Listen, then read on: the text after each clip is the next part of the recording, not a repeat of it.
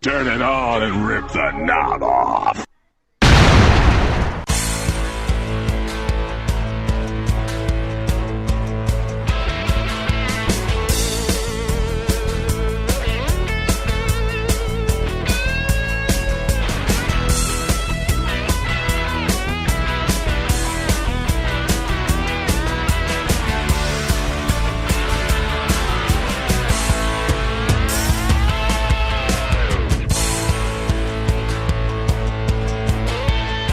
Gobble, gobble, everyone, and this is episode 15 of The Grenade, and happy Thanksgiving to all, a very special holiday edition of The Grenade. I'm your host, Ray Russell. Joining me, as always, my co-host. He puts the ass in green bean casserole. Steve Eckstat, welcome back to the show, brother, and happy Thanksgiving. Yeah, you too, man. I'm not Jack Victory here. I don't put the ass in anything like he does, but thanks for the warm welcome. I didn't say what size ass. But yes, pretty fun show today. I'm just hours away from tossing pies in the oven and working on the deviled eggs, so I need some comfort in my life right now, Steve, before an entire day of cooking begins tomorrow. Sometimes it sucks being the chef in the house. Yeah, I hear you, man. I think I'm going to switch up my plans this year and do it myself at home as well, so I'll be right there in the kitchen cooking as well. And I refer to this as a special episode of The Grenade. You ask, why is it a special edition? It's another in a series of 1989 NWA watch-alongs as we cover the Great American Bash Glory Days on the WWE Network. And we've spent weeks now watching and reliving the build to this epic pay-per-view, and I feel like everyone involved on the card, they've all done their very best to sell this event. You didn't have to twist my arm, Steve, to get me to watch this one again. I can't wait. We did that clash, that recent Clash of the Champions. I think it was 7 that we did, that you were really looking forward to doing, and now I'm really looking forward to the Great American Bash watch-along. Yeah, me too. With all the TV, and then you've hyped this show for years to me, and it's finally here. We made it, and I can't be more excited for something than this. This is probably one of those, when you go to the drawing board and look at this, it's one of the shows you highlight that you can't wait to get to. I'm sure this was like number 1 on your list, but it was definitely up there for mine as well.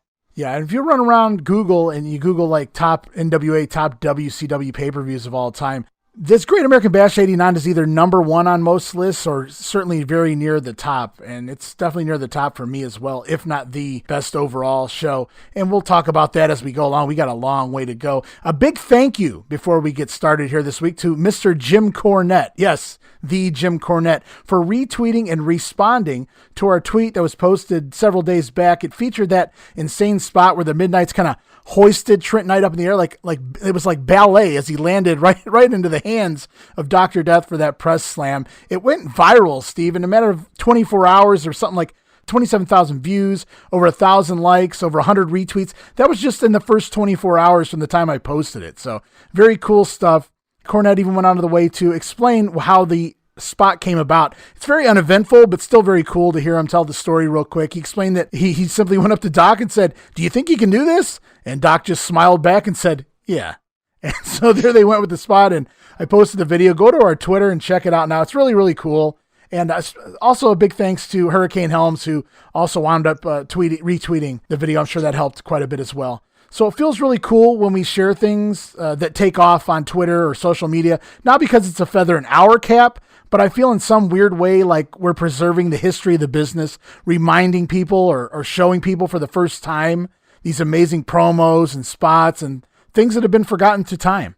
Yeah, absolutely, man. And to be honest, that story of Doc, it just fits his personality that we see on TV, and from what you hear and read about him, it just fits right in with that. So just awesome. Thanks to both of those guys for kind of helping us out a little bit. And it's even cooler when they respond and you get some history behind what you're posting. It's not just preserving the history, you're also getting the story behind the history. So all in all, just awesome. It's so cool that we can do something like this. And before we get going, I just want to remind everyone to follow us on Twitter at Rasslin Grenade. That's at RASSLIN Grenade. If you're listening to this on the day it drops, November 25th, Thanksgiving Eve, then you've still got until the end of tonight to follow us for the potential to win one of 3 free prize giveaways to be announced tomorrow during Thanksgiving evening. It's the Razor Ramon 8x10 WrestleMania picture, signed and autographed Razor Ramon, 8x10. He's holding both Intercontinental belts in both hands at the top of the ladder. Really cool picture there. Another free prize giveaway, the Survivor Series 90 poster reprint. The size is 18 by 24, something like that. Yeah. It's a really cool picture. Really good size poster. And man, I'd really like to have it on my wall. In fact, I do have one on my wall. So it's very cool. And last but certainly not least, it's the Kim Patera McDonald's pack. And what comes with that, you may ask? It's an 8x10 autograph picture of Kim Patera during his Intercontinental title phase back in 1980. It's even got the Grand Wizard looking over his shoulder. Very cool picture, but that's not all. It comes also with a $10 McDonald's gift card. And if you don't know the story behind Kim Patera and McDonald's, Google it and you'll have a little fun with that one. A big thank you to Steve for offering up these 3 free prizes. Steve, you truly put the giving and Thanksgiving. I try my best, man. Just wait till Christmas. And if you're listening to this on Thanksgiving or thereafter, you can still follow us for chances to win future prize giveaways. I'm sure we'll have something fun coming up and heading into Christmas season, as Steve just pointed out. So you guys just keep following us and tell your friends about us here on The Grenade. And with this big watch-along coming up, we're going to get right into things. So cue up the WWE Network now for the Great American Bash 89 pay-per-view, and we'll be back with the watch-along after these brief but very important messages.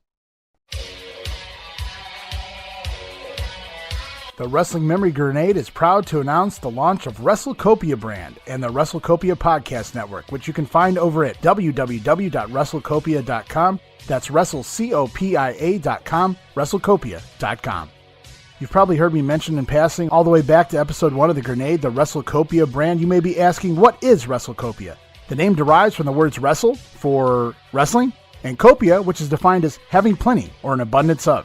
It's an abundance of wrestling history over at WrestleCopia.com as the podcast network gets up and running with a variety of podcasts slated to launch over the course of the fall season. Everything from our show The Grenade to Monday Warfare, The Battles Within, an in-depth look and weekly breakdown of the entire Raw vs. Nitro war. The WrestleCopia News Network is a special feature podcast. We've done a couple pieces already in the Bullet Bob Armstrong special and more recently, What a Rush, a tribute to Road Warrior Animal piece. You can expect more late-breaking news, timely discussions, and tributes to the fallen legends on future episodes of WCNN. We've also got other podcasts being prepped for their debuts this holiday season, including a territory-based show we like to call The Money and the Miles. There's an old saying in the world of professional wrestling that nothing in this business is real except the money made and the miles traveled. In this podcast, we discuss the territory era with shows focusing on everything from show reviews to yearly breakdowns to episodes focusing on some of the rare, lesser-known territories and outlaw promotions of yesteryear that remains an enigma. Stop on over to WrestleCopia.com for all the latest shows and follow us on Twitter at WrestleCopia. That's on Twitter at WrestleCopia for all the latest news and information on the podcast network.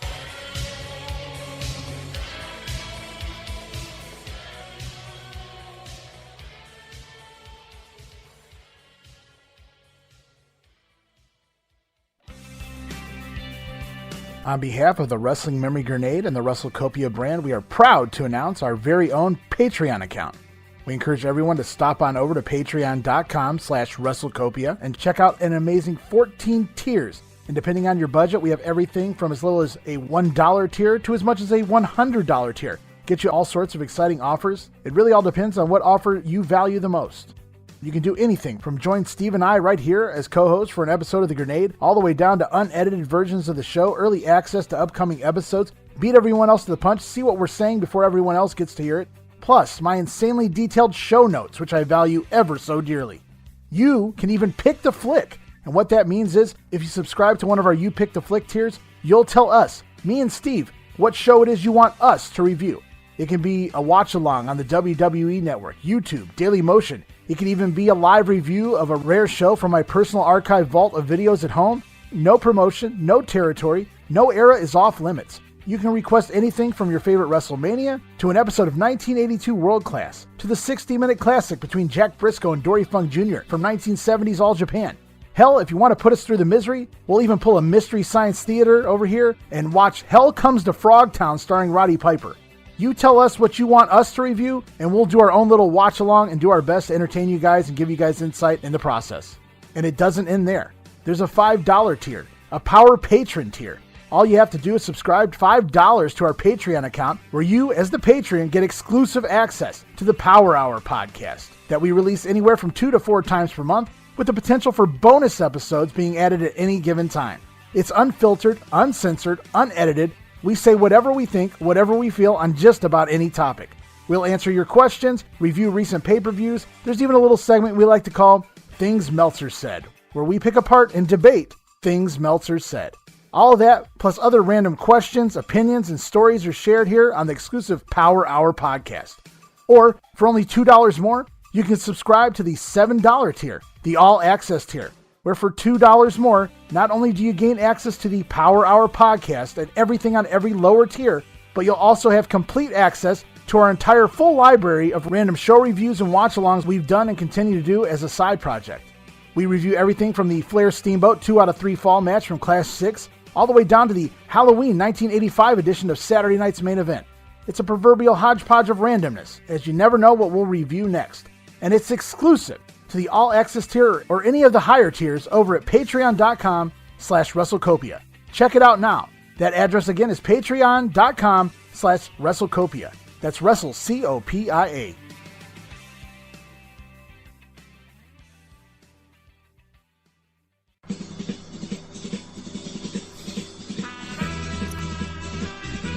It may not be the showdown at the OK Corral, but it was the WWF versus WCW, Raw versus Nitro, the Monday Night War, the Ratings War, the NWO, the Attitude Era.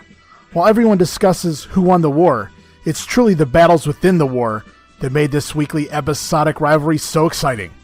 We break it all down, from episode reviews to backstage news to those ever-important TV ratings. It's Monday Warfare, the battles within, exclusively on WrestleCopia.com. Alrighty, guys, it's that time. Time for another watch-along here on The Grenade. I hope you have the WWE Network queued up, made your way past that pesky ad before the event, and you're all set to go. Okay, everyone, it's been weeks in the making, but we finally made it. It's time for the Great American Bash 89, Glory Days, the watch-along, featuring Funk versus Flair, Sting versus Muta, Ricky Steamboat versus Lex Luger, and for the first time ever on pay-per-view, it's War Games. Can you believe that, Steve? The first time on pay-per-view, War Games. Wow. So if you're ready, Steve, we'll get this baby going. I'm absolutely ready. All right, guys. So we're going to get ready to count you down in 5, 4, 3, 2, 1. Press play.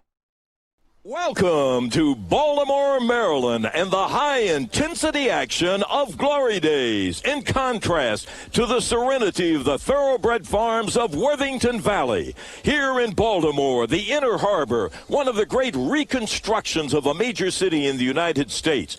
Then it's to the action in the Baltimore Arena. Let's go there for World Championship Wrestling.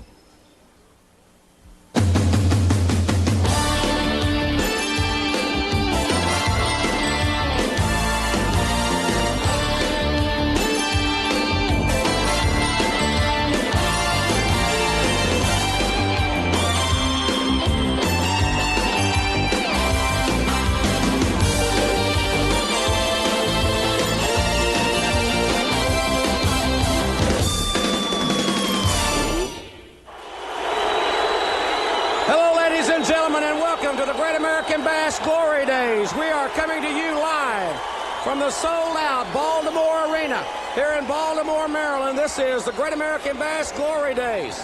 Jim Ross and Bob Cottle with you here ringside. All right, here we go. We're kicking things off. I don't know what got me more pumped than all of that. Hearing Lance Russell kick the show off, listening to that old Great American Bash music, seeing even the little video clips shown during that opening video, because there's a lot of context put into those little video clips I didn't really notice as a kid. You see parts of the cage match with the Roadies and the Freebirds and other things they're showing there.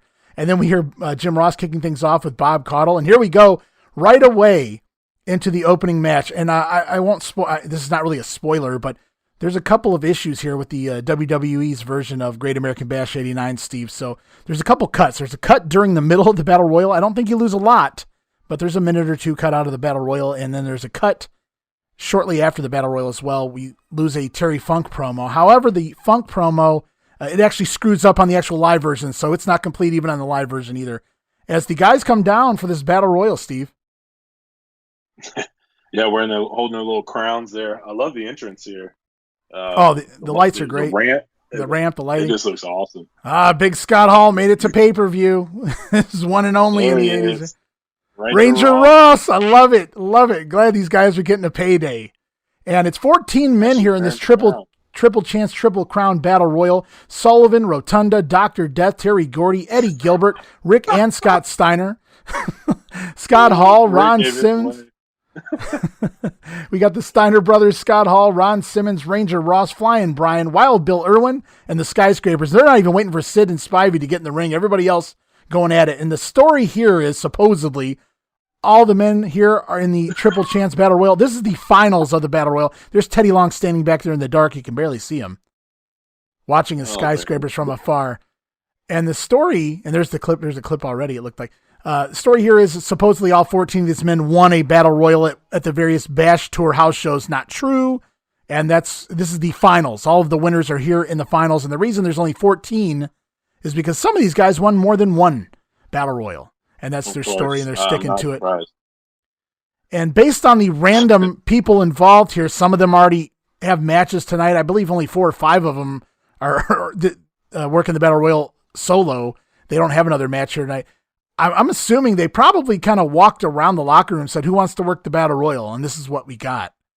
Because you see a few guys that, like I pointed out, they don't work again tonight. Ranger Ross, Ron Simmons, and Scott Hall, Eddie Gilbert, who only works as the corner man for Sting later.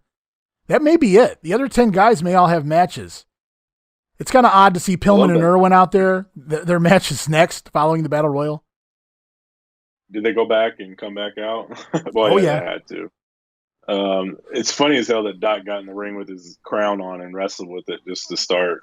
Yeah. Just awesome. Those crowns look cheap. I think they would have done better off coming out with Burger King crowns. They looked like they cost a little more than these terrible. I don't know how you talk some of these guys. I didn't pay attention to the Skyscrapers came out with crowns in their hands, but I'm going to go with no. I'm going to assume they did anyway. They did. Oh my! Well, they talked everyone into doing it. Then I guess Sid hadn't been there long enough to say no yet. I guess. Well, they walked down. They got down to the post, and then they just threw them on the ground like trash, which is what they are. And got. Well, wait until you see the big winner's crown, as the winner of this battle royal will receive $50,000. And my big question is, go on. Go ahead. No, go on, man. I was just gonna say, I remember without watching this, without the TV and knowing what's going on, there goes Ranger Ross by Ron Simmons there. He's over in the other ring now. But I was like, what the hell's with these crowns? Like, you don't know the backstory or what's going on leading up to it. So they're just coming out with these crowns on, and I get it's the Triple Crown Battle Royal, but it never made sense to me. And I always thought it looked ridiculous, and it makes more sense now that I know what's going on. It's like, okay, you win something, here's your crown. You got to use this to cash in to get into the battle royal. So that makes sense, but it still looked cheap and stupid. Yeah, I never understood the whole idea of triple chance. You get one chance in ring 1 and a chance in ring 2. There's the combat kick. Already Ranger Ross rocking it in ring number 2. And the idea of this match is you got to throw your opponent in order to eliminate them. They have to go from ring 1 to ring 2. First of all, you can go through any rope. You can even roll under the ropes into ring 2, and you're automatically eliminated into ring 2. From there, you must be thrown over the top rope to the floor to be completely eliminated from the Battle Royal until there's one man left in ring 1 and ring 2. And ideally, you want to see those two guys go at it until there's a winner. Yeah, I don't understand the triple chance. Are they considering like the individual battle royals that you do to lead up to this to get into it as your chance? Simmons already out. He's went through 2 rings. He went through 1, 2, and he's gone. Well, Simmons only had 2 chances, so I'm not sure where the third chance. I don't know. I really don't know. I think they just thought it sounded cool. Triple chance. Do they do the same thing with Battle Bowl? Do they sell it the same sort of way? Like not that I remember. 3 chances at it, or I don't think so. I was just curious because I guess the tag match is your first chance to get into the Battle Royal. And then you got 2 other chances there, so that does make sense there, but here it doesn't. Poor Scott Hall, Ron Simmons, Ranger Ross. They don't have another match tonight, and they're 3 out of the first 4 people over into ring number 2. And they're in there with Gordy. That's another problem in itself. And here's the cut. Yeah. And now we got more guys over there. And make sure Steve and there's a power bomb. Spivey damn near killed, I think, was that Scott Hall or Ranger? I can't tell who Ranger he Ross. just murdered over there. I'm telling the fans at home watching this, and Steve, you too, keep a close eye on this battle royal, because when guys start going out, they all go out within a matter of 30 seconds of one another, like 8 eliminations. So, and the camera they pick the worst time to take the camera off the ring. Ranger Ross takes a bump to the floor. He's gone. We're down to 12. Oh, we got a preview of Wrestle War 91 over there in the first ring. Pillman and Sid, the finals. Pillman's and Sid are both very new to the company at this point, and they're the final 2 men left in ring 1. So that's a pretty big deal there. Both Pillman and Big Sid. Just Pillman was forced to take that bump. I wonder if they try to get certain guys out early. Man, ugly spot by Scott Hall. Dude is terrible. There you go. You got the Coyote and the Eagle going at it. Yeah. Starship flashback right there. Spivey taking down. I think if I remember correctly, Dan Spivey does like every one of his finishers to Scott Hall before he throws him out. Hall just there's a power Scott bomb. Steiner's gone. Yeah, there we go. Steiner's Eddie gone. Gilbert, Rick Steiner, Scott Steiner. Gilbert, I can't even keep up. Kevin Sullivan. Kevin Sullivan's gone. Yeah. And they're looking at they're getting rid of like somebody else gets dumped there. I couldn't even tell, and that's like I said, Scott perfect. Hall. What a perfect time to do a faraway shot from the aisleway. And there goes Pillman. Ugly. The Pillman bump? There goes Irwin. Irwin not out. I mean, it looked yet. kind of. I was hoping he was going to go flying over completely over to the second ring. I always enjoyed that bump, Pillman eliminating himself. What sucks is Pillman's already gone out of the entire Battle Royal. Worked that hard in ring 1, and he's gone real quick here in ring 2. And we're just like that. We're down to 3 guys in ring 2. So what sucks is the part that's edited out. It's another 2 minutes of everyone going at it, and that's what really sucks here. So it makes the Battle Royal feel a little rushed, even though I think it only goes 9-10 minutes. So it's not exactly, for a 2-ring Battle Royal, it's not exactly very long. But Doc's in here forever, and he has to go to War Games later. All of these men left still have a match. Sid and Spivey against the Dynamic Dudes. Rotunda taking a power slam right there. Sullivan against the Steiners. Yeah, Rotunda's teaming with Sullivan against the Steiners in a tornado match. And then, like you pointed out, Dr. Death in War Games. So, and there goes Rotunda. Dr. Death leans back, and Rotunda just goes flying out. And just like that, we're down to Spivey and Doc in ring number 2. And if you notice, Gordy's still wandering around ringside a little bit there. Like he's waiting for Doc, because they got some issues going on. If you guys have been listening to the Grenade, you know that. And Doc's just awesome. Yeah, there's Gordy down there. And it was nice while it lasted for a moment. We had all the former members of the Varsity Club in there at one time. We had Rotunda, Spivey, and Dr. Death. And now we're still down to 2 former members of the old Varsity Club, which is no more. Dr. Death just got hit in the ass with a projectile from the crowd there. I think somebody threw a piece of paper at him. It's like Sid's there trying to get in to help his partner. Rotunda still outside, trips up Doc. He's helping the other member of the Varsity Club. He's playing Howdy Doody on Your Coconut. That's right. And there goes Dr. Death out of there. He goes running after Rotunda. It's almost like Bushwhacker Luke at the Royal Rumble. Gordy have done that? In one side, out the other. Well, I think they're already moving on to another feud. I think is what they're setting up some things for the future. Is what we have going on. Oh, yeah, that's right. I gotcha. So, look what we have here. We have Sid Vicious in ring 1, and his partner Dan Spivey wins ring number 2. Now, theoretically, they have to go at it for a winner here to be determined. Let's hear what Teddy Long has to say.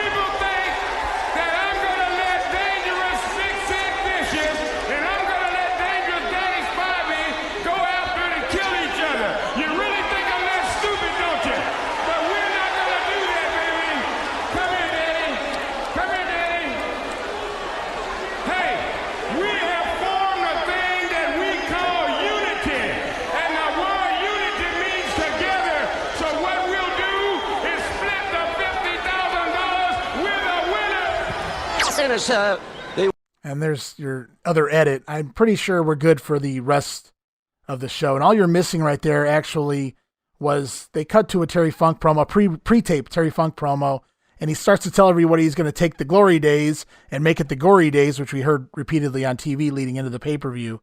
And the video freezes up, and they have to come back to ringside anyway. So we really didn't miss a whole lot there. And it's just more of the same here with Teddy Long.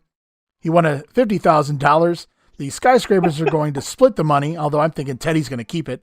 And wait, I don't know if he holds it up or not, but he holds it up plenty enough during this Skyscrapers match with the dudes here in a little bit. But just there you go, this plastic crown. And by the time he comes out later, it looks bent. It looks more oval shaped than circular.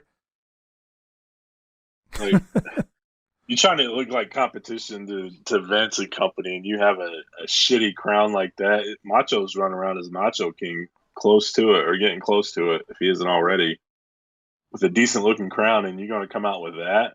It's like, come on, guys. Yeah, even Jim Duggan's crown at this point. Everybody's crown at this point as they step up from. This is honestly, it's embarrassing. I would have whoever was in charge. Yeah, well, yeah, that looks like a princess crown. Like Taylor Long's playing princess makeup with his daughter. He has to wear that or something. I mean, that's terrible. I'll tell you another thing that's terrible, and I'm very glad that we are able to mute the show at this point. Throughout the duration of the show, several wrestlers come down in the real life Great American Bash, the live version, which I am thankful that I have my original copy on tape from pay-per-view, so I can still enjoy this in its original version. But here on the WWE Network, a lot of these guys come down to real songs. For instance, Brian Pillman here comes down to Rocket by Def Leppard. They can't play that, so we get generic music over that. What sucks about that is then we hear some guy who sounds absolutely nothing like Gary Michael Capetta doing the introductions, and it just kills the whole thing for me. And they do the same thing in several other matches, and it just ruins really the whole show. And I get the whole point of, well, we don't have rights to real songs, Def Leppard, or later on songs by, Wipeout with the dudes and other songs, throughout the rest of the show. But at the same time, am I not getting the real themes, I'm not even getting the real ring announcer, just some generic guy doing the ring intros here. It just ruins it a little bit for me. The doesn't, I don't know, just doesn't sit well with me. I just think it has, I wonder if they just have like a single line audio, and the audio from the music is tied in with Capetta, so like they can't edit the music without editing him too. Well, it's funny you mentioned that as these guys get going here, and Pillman's I'm looking for a head scissors. There we go. Nice move. Takes Irwin out to the floor. Funny you mentioned that because in the first two matches, we get a phony ring announcer doing the introductions for the dudes match and this Pillman match here. Match number 4, because Battle Royal was number 1. What's Pillman doing to do here? Baseball slide in 89. Really nice looking too. Good bump by Irwin. But match number 4 is the tuxedo match. And obviously, Paulie's Halloween theme is dubbed over. Jim Cornette's Midnight Express theme is dubbed over. But Gary Michael Capetta's voice can still be heard. So none of this makes any sense to me whatsoever. Yeah. I've never been a big stickler when it comes to that stuff. I don't really care about audio. I just want the perfect quality video. The audio, if you really care, can be fixed and redubbed as we've seen before. But I just want best quality possible. I'd much rather have fake music and generic ring announcers over 900 tracking lines and shaky video and dubbed over 30 times over. So I think it's an even trade. I know I'm in the minority when it comes to that. I know most people are very stickler with the audio. Well, I live this, Steve, so it's never been it takes it away from me a little. It takes away the nostalgia feeling a little bit for me here when I'm trying to rewatch something. That's all. And I thought, I thought another thing I thought was really cool here, because we're not even 20 minutes into the pay-per-view, and we've heard Lance Russell kick the show off. On commentary, it's Jim Ross and Bob Caudle, and Gordon Soley's handling the interviews backstage. What a group of announcers. Yeah, just insane. It's crazy how stacked they were. It's kind of like when we watch those Coliseum video watch-alongs, and WWF has Howard Finkel and Gary Michael Capetta in the same building together, and it's initially at the start of the year it wasn't very good. It wasn't a strong suit for the NWA, but by July they got it figured out. It was a huge loss with Tony Schiavone, and they've rebounded quite nicely. Nice side slam there by Irwin. Of course, Pillman really assisting in that, but it's making Irwin look good instead of Irwin making him look good, really. I remember this match. I know it's a Bill Irwin match, and he hasn't had too many good matches here in the NWA since he's come here in '89, but I remember this as being a pretty tolerable, pretty good match. Obviously, Brian Pillman involved. And this is Flying Brian's really his first big time to shine here on pay-per-view. And they give him this match just to look good here. And you'll see the same thing again in the next match here with the dudes in the skyscrapers. Just some bonus matches, really bonus content to get over some of your talent you're planning on pushing here in the coming months. So good booking to fill out the show. Yeah. I mean, it's probably not the best opponent for Bill Irwin. For Pillman, I should say, not Bill Irwin. The best opponent for Pillman to look good, because Irwin, all he knows how to do is punch and kick, and that's about it. That's the equivalent of his offense. So I don't know how many favors he's going to be doing Pillman tonight, but Pillman is Pillman, and he'll get something. He'll get something out of it. So far in this match, Pillman's looked great. I mean, even in selling, and that's really the key here, how well he can sell, Bill Irwin's offense. Let's talk a little bit about the pay-per-view real quick while we're killing some time here with Bill Irwin on top here on the offense. We're in Baltimore, Maryland at the Baltimore Arena. Show draws somewhere between 12,500, 13,000. It's considered a sellout, which is pretty cool considering some of the issues they've had selling tickets to recent shows. Of course, this is a pay-per-view, not just your typical house show. Now, in regards to buy rate, we go back a year to last year's Great American Bash, 1988. It drew a 2.2. which was approximately around 190,000 buys. We fast forward to Starrcade 88, it went from a 2.2 down to a 1.8, 150,000 buys. So things started dropping. And then the George Scott era, we saw Chi-Town Rumble drop even further, down to a 1.5, 130,000 buys. And even worse, by the time George Scott was gone, Wrestle War 89, all the way down to a 1.3 buy rate, which was the equivalent of 120,000 buys. The good news is things are going back up for the NWA here. It looks like I'm reading this as I'm talking. So it looks like they're pulling in a 1.5 to a 1.6 here, 140,000 buys. So things are trending up. It's a start. It's certainly the best of 1989 thus far. So that's a good thing for the NWA. Yeah, definitely. I'm interested to see how far up it goes for the rest of the year. I mean, they made a promise on TV leading up to this show that they're not going to show any clips or highlights of the oh wow of the pay-per-view. Oh, what a job done there by Pillman. And I ain't gonna lie, I skipped ahead a little bit. I watched a few episodes, and they're holding true. Like, really, the only thing you see on this TV coming up is a video package of the entrances. With the elaborate stage and, pyro and some of the things that they do that we'll talk about later. And that's all they show. And so they're holding true to their word and making you pay to see this stuff. And they deliver on a hell of a show. So I'm interested to see where Halloween Havoc lands. I know it's a new pay-per-view first time around, but they need to carry the momentum. I'm interested to see if they carry that momentum and continue that trend. It's going to be interesting to follow. Yeah, I remember it being a very hot summer. I know once Ric Flair comes in or takes over, I shouldn't say comes in, takes over as head booker here in August, ratings do continue to grow. I don't know necessarily rapidly, but they do grow. So it will be very interesting by the time we get to the September Clash and the October Halloween Havoc pay-per-view to see what the NWA is doing by that point. Pillman out to the floor. I think Bill Irwin's really been holding his own here. I know it's a lot of basic offense, but for what Bill Irwin's been so far here since he's come to the NWA, this hasn't been very bad at all. And I understand Pillman's making him look great with all these bumps and things, but at least we're avoiding these long chin locks and things like that here. At least it's been pretty boom, boom, boom by Bill Irwin. Yeah, it definitely has. And This is, what a bump there by Irwin. Oh, there's Lord. those drop kicks. Oh my goodness, man. It has to be the best drop kick in the business, right, at this point. I'm not going to argue that. I don't know who's challenging him. Even Muta's isn't that good. Muta just does like a front kick. He just makes all his stuff look different and awkward and awesome. That move right there is weird to me, but it's cool. That almost looked like a damn sling blade. And the Warrior Splash gets a 2 count. Yeah, that's the sling blade in 1989. Not as elaborate as it is today, but it just goes to show how great Pillman was and how good he could work. And it's going to the top. Brian be flying.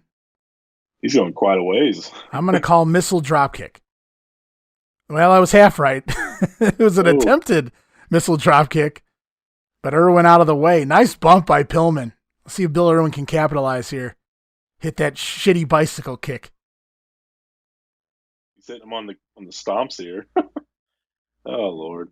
Irwin looks like he's put on a few pounds since he's came into the NWA. Oh, he's got paychecks now. Yeah, he's eating good on the NWA money. Irwin's a big dude. I mean, I don't think people realize that. I don't even know if I realized that at that time when I was a kid. But as I got older, I realized how much taller and bigger he was than I had remembered him as a kid. I just I don't know. He's just a bigger dude than I thought. Yeah. I agree with you there. I will say, do you think Pillman? Oh, throws him into ring 2. Nice bump by Pillman here. I think we got a pretty good spot coming up here. Yep. Nick Patrick forcing Bill Irwin back into ring 1. Pillman going up top in ring 2. Oh, he slips. Be careful. Be careful. That's a long way to go. Oh, nice. Nice crossbody. Crossbody from ring 2 to ring 1, and we're our first singles match into the show, and somebody's already utilizing the secondary ring to do a spot. Good stuff there by Brian Pillman. Bill Irwin's pissed off. He's got his whip already, but he's not going to use it here tonight anyway. Bill Irwin 0 for 2 on the pay-per-view here at the Great American Bash. I was just going to say, do you think Pillman, after his injury, realized he couldn't wrestle like he used to and decided to go full on character to get himself over? Because it almost seems like that's what he did out of necessity. Well, you got to do what you got to do. Let's listen to Gordon Soley here. He's probably dangerously. They're moments away from a tuxedo match. Cornette, you realize the only way you can win the match is to strip his tuxedo from him. See, that's what everybody's been telling me. To win the match this, to win the match that. I am not concerned with winning this match. That's the point I've been trying to tell everybody. I don't care if I win. I'm here for one reason. I'm going to take Jim Cornette out. O-U-T, out! Because you see, in 1986, I was a photographer, and I saw Jimmy Cornette fall off a scaffold in Starrcade, and I saw his knee come completely out. I paid off his doctor, and I know one thing, Jimmy Cornette. Your knee is not recovered completely. Your knee is still in bad shape. As a matter of fact, I know for a fact that you're wearing a knee brace. You are not ready for this match. I'm going to take you out, my man. I'm obsessed with your demise. I've done everything I possibly can to prepare for this. I've been living dangerously all my life. I stand on a beach when a hurricane comes in. I've leaned over the top of the Empire State Building. Hey, I've even hired Rob Lowe as a babysitter. I'm ready for you, my man. I'm ready for this match. Win, lose, or draw. They're going to have to call me the greatest manager in wrestling. Because after tonight, my man, you'll never be able to walk again. You're going to be hobbling around like a Vietnam veteran. Well, some very hard words from Paul E. Dangerously. Jim Cornette facing a man now. Where's my booze? And back to ringside. Thank you, Gordon. Oh, man. That Rob Lowe line got me. That was funny shit. So we get lucky here for once. I don't mind the editing. Because the dudes come out to generic music rather than Wipeout by the Beach Boys and the Fat Boys, Jason Hervey was originally announced, former child star of the Wonder Years and future butt buddy of Eric Bischoff. He was originally announced here by Gary Michael Capetta so that he could introduce the dynamic dudes. He's in the ring right now introducing Johnny Ace. And, this is one of my favorite segments of all time, Steve. I have to watch this. This kid, this child. Look at him. Look at him. Look at him. Look at him. Kick him like a dog. Watch this. This is great when they try to get him to do the dude sign. He's like, I don't know what's going on. Oh my God. Does that kid and his outfit not scream 1980s? Those shorts up to his ass and the Ghostbusters shirt, and just tremendous.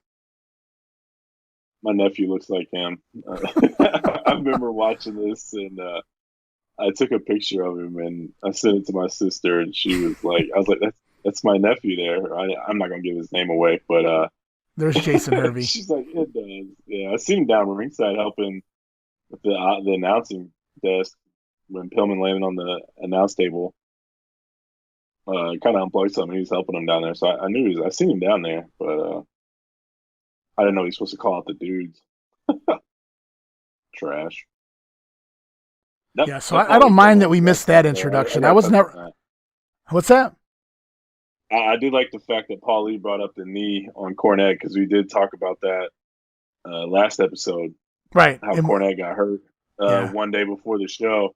Yeah. And so Paul Lee making up. I'm sure he made up that story, and I don't know if he was there or not. No. But that's just awesome. That's great work by Dangerous. Now look at this crown. It's as he gets closer, you'll see that it's been. There it is. You can tell now.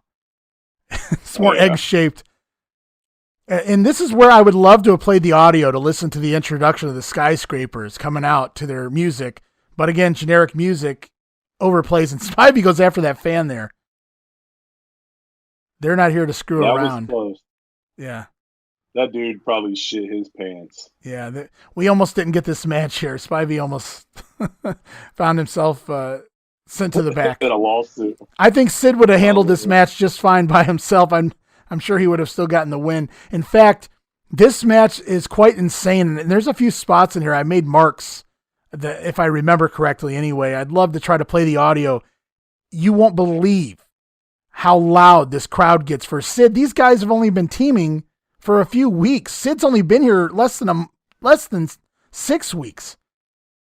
Meanwhile, the dude's been pushed down our throats for several months now, and they're just not getting over, to the point where the crowd's starting to revolt against them.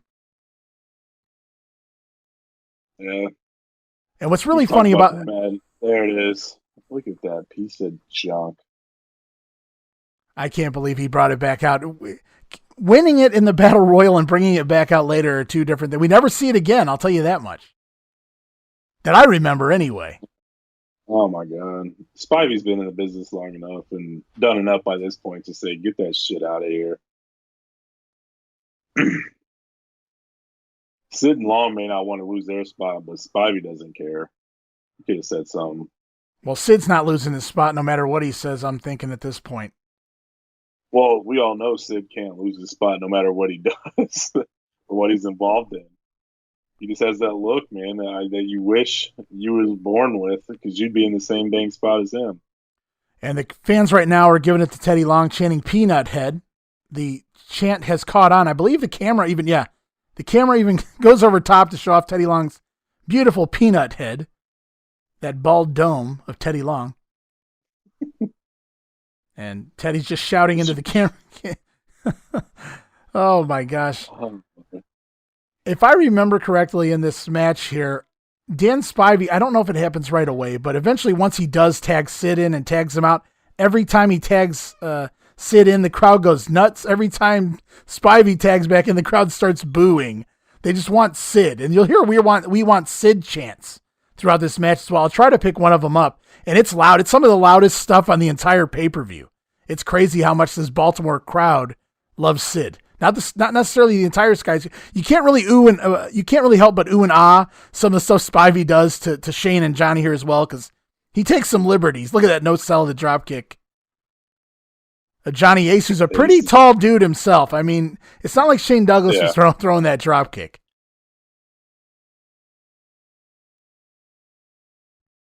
Oh yeah. And I know we have some issues here at the end of the match in regards to some of the moves having some trouble being executed, but I don't remember a whole lot of problems early on. So I do remember Spivey beating the crap out of these guys. I don't know that Sid's in a whole lot until, but just wait for the noise made when Sid comes in. Spivey just all over Johnny Ace. And the dynamic dudes, it's so funny. They come in after, I don't know if they were in before Wrestle War or not, but they come in, they get 80 videos made, slides between legs, look at double drop kick, and Spivey still no sells, a double drop kick. Well, there was that Wrestle War. They beat the SST. That's right. That was their big pay-per-view, yes. Yeah. They just debuted like the week before or something like that. I remember that now, yeah. Yeah. Clothesline in the corner. Oh, my God. Does Shane eat a boot? It's like great. Shane's selling it like $1 million down there, too. Took it. It was awesome. Yeah, Shane, probably because he got hit in the nose. Well, they didn't. Nice recovery, though. Oh, my God. And Johnny Ace does a cartwheel on his head. Oh, my gosh. I don't know, man. I wish I knew what was wrong with the dudes. I know the gimmick's stupid. These guys didn't buy in, but it just makes you wonder if they got shot to the moon and they had all this pressure on them and they just weren't ready. That could just be the common denominator. They're just not ready for this spot. Yeah, I mean, you got to look at it one thing. They were out there. They're supposed to be surfers, skaters. They don't know how to do any of those things. That's not what they are. No. And then on top of that, their timing just never seems to get there. And Spivey comes up with the clothesline. I think he's getting ready to make a tag. Oh, he's going to make a tag. Let's listen to this. Johnny in with that clothesline and rammed him back into the corner. Slamming his head into the foot of Big Sid Vicious. And the crowd ready to see Big Sid, 6'9", 316 pounds. Double axe handle blow. Sent Johnny down to one knee. Boy, what a jewel in the crown it would be of these two young men if they could knock off this big team right here. Especially after Spivey and Vicious won the two-ring battle royal and the $50,000. And the crowd is behind. Do you hear that crowd from just chopping Johnny Ace? He chops him, and the crowd gets immensely louder. It's insane, and it only gets much better from this. That's just take number one. It just gets louder as the match progresses. And you know Sid's he's gonna eat it up. He's not gonna not sell it. No, he does. He's buying into it. Yeah, he hypes him up even more. He's forgetting the gimmick and everything. He's enjoying it. And you can see it. It's pretty cool. Yeah, and here comes Shane Douglas back into the ring here. He's going to light Spivey up. No, Shane's been pretty good on his own. I think he might have worked Boss Man Slam. Boom, listen to this. Side slam as Spivey caught Shane in midair like he was a rag doll. Well, he's in trouble now. When the big man stands over you and you're hurt like this, you know what's going to come.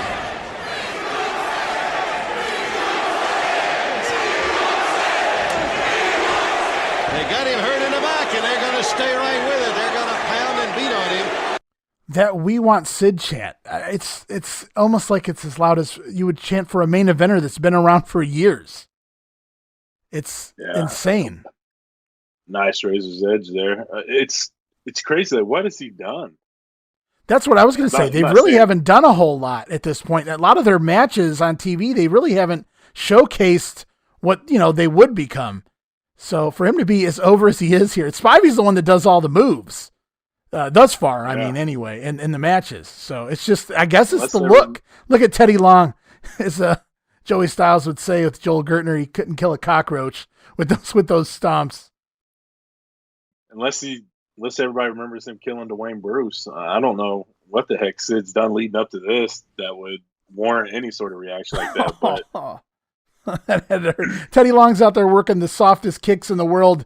Sid comes up behind Shane and just gives him a toe. He hits him with his toes right in the spine. And I don't think Shane sells that from Teddy Long. I think he thought it was Sid because he got kicked from behind and he sells it like he was shot. And it winds up being, he turns around and it's Teddy Long. He's like, shit. Suplex back into the ring. Nice looking move. But it is. Yeah, Sid's always for whatever reason, whether he's good or bad. Well, here we go. Here we go. This is it right here. This is the one. It's an instinct right now, too. He's taking a pound. Here comes the big man. Bigger man, I might say. One of the biggest men in all of sports. Sid Vicious walks right in and clotheslines Shane. They're not an ounce of fat on Vicious. No, sir. At 6'9", 316. He's a man of a man. And I tell you, he's got all... This is a heel who's a heel, first of all, number one. He's a heel who's been in the company like 6 weeks, and he's this over. Like, what the hell, man? And he's hamming it up, too. It's awesome, dude. And like I was saying before you switch to the audio, I don't care if he's heel or face. He's always been over, no matter where he's been at. Even in that dreadful $1 Million Corporation shit, he was still getting pops from fans on Raw and pay-per-views and things like that. And I don't know what it is about him, man. I really have no clue. It's obviously the look. It's just different. But he hasn't even started talking here yet. So I don't. It's weird here, but 94, 95, I can kind of see why. But man, here I don't know. And in general, I mean, to be honest, the fans are popping as the dudes are just getting destroyed, even by Spivey, some of the moves Spivey hits. I think even when Spivey's the one's going to, spoiler alert, get the win here. I think I remember the crowd popping pretty big at the pinfall, too. Drops Shane Douglas in a backbreaker. It just makes you wonder if, like, they see Sid being so reckless and they don't like the dude, so they want Sid in there to just beat the heck out of these guys and do the things that he's been doing to these jobbers. That could explain it. Spivey misses the head, but I think we're getting the hot tag here. It looks like Shane's working his way over. Nope. Come on, there you go, between the legs. That's how you do a hot tag right there. The only thing he was missing was the Morton roll. Johnny Ace tries to come in with a drop kick, because Spivey's not having any of it. Sid's not having. Oh my God, he took that elbow to the jaw though. Sid ducks out of the way of the hot tag. Good God, man. Are they going into business on their own, or is this how it's supposed to be? I'm sure it's a little bit of both. Nice clothesline. Spivey actually left his feet for the first time in the match, I think. Kicked him in the mouth. I'm just Orton punt to the head there. And remember, Johnny Ace is working. Remember, Johnny Ace is working with a broken cheekbone. So he gets kicked right in the face by Sid, because Sid gives no fucks. And there goes Ace, or Shane Douglas out there on the apron. This is not pretty, if I remember correctly. Oh, the skyscrapers. Sid doesn't even want to bump for his own partner. They don't want to bump for anything. And a drop kick, and Sid drops to a knee. There you go. That's more selling than we see. And Spivey going to take a hip toss? Oh, my God. Oh, God. Who called that spot? It's almost as if they heard the crowd reaction, like, dude, we're not doing shit for you guys. Sorry. Ace tries to get up for a head scissors, and he can't make it. And boom. Oh, man, it looked rough, but his head bounces off the canvas. Oh, my God. Oh, my God. Let's listen to this. Ace. Let's listen to this. Oh. Oh, man. That will be all. 1, 2, and 3. And the skyscrapers are indeed big and awesome.